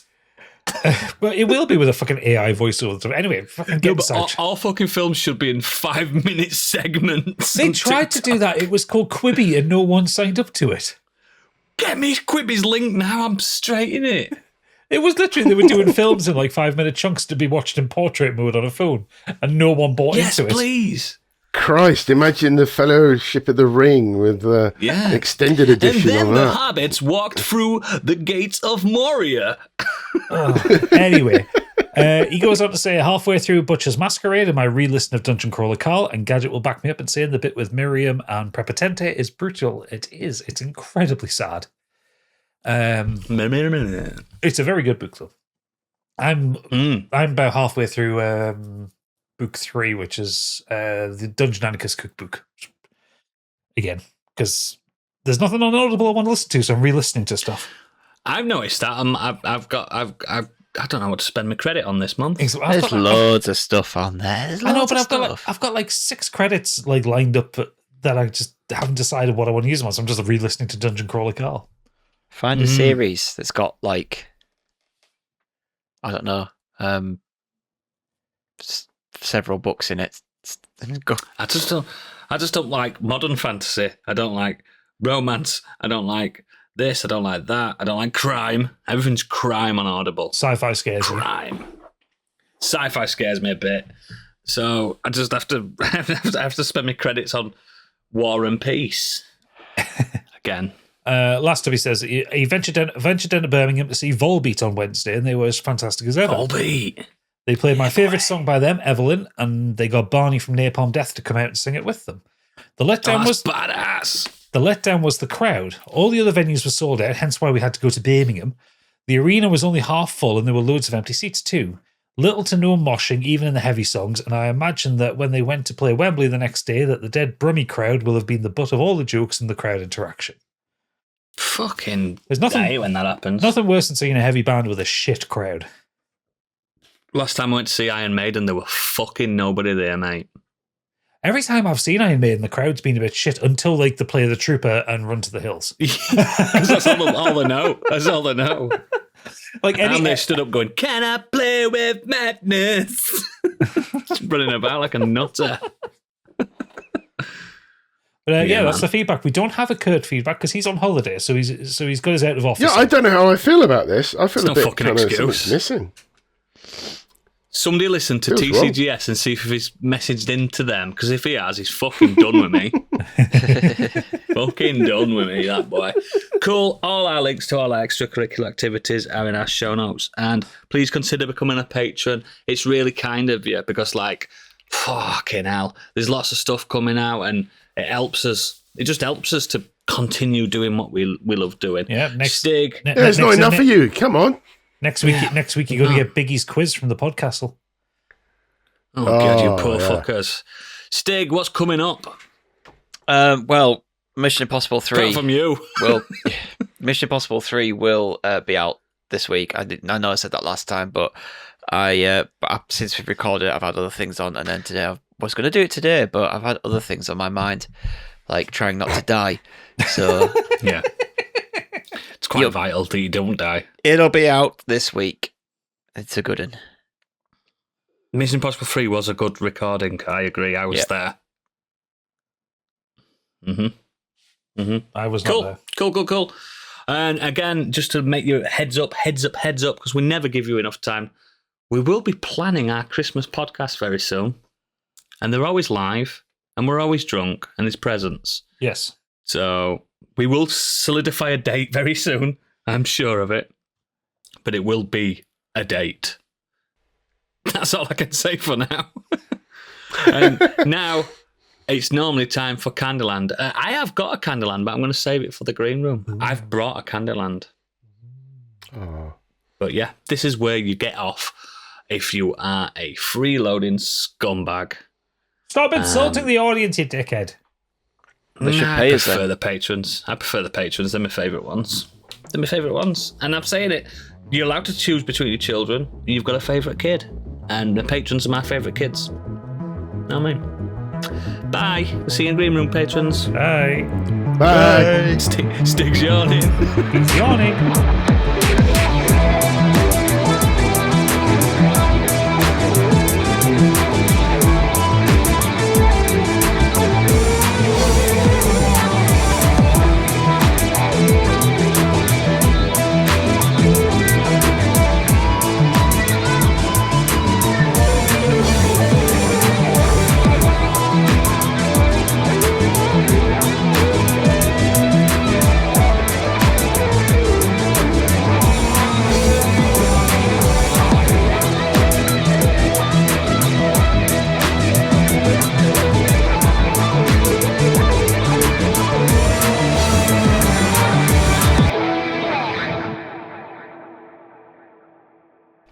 That's a fucking lie. You got the biggest gob in the world. No, but it's small. It's like physically small. I have a big mouth. I got big I can make it big. lips. I promise. Right. And there's the clip for the end of the pod. Wow. Wow. Well, let's get on with it. Shush.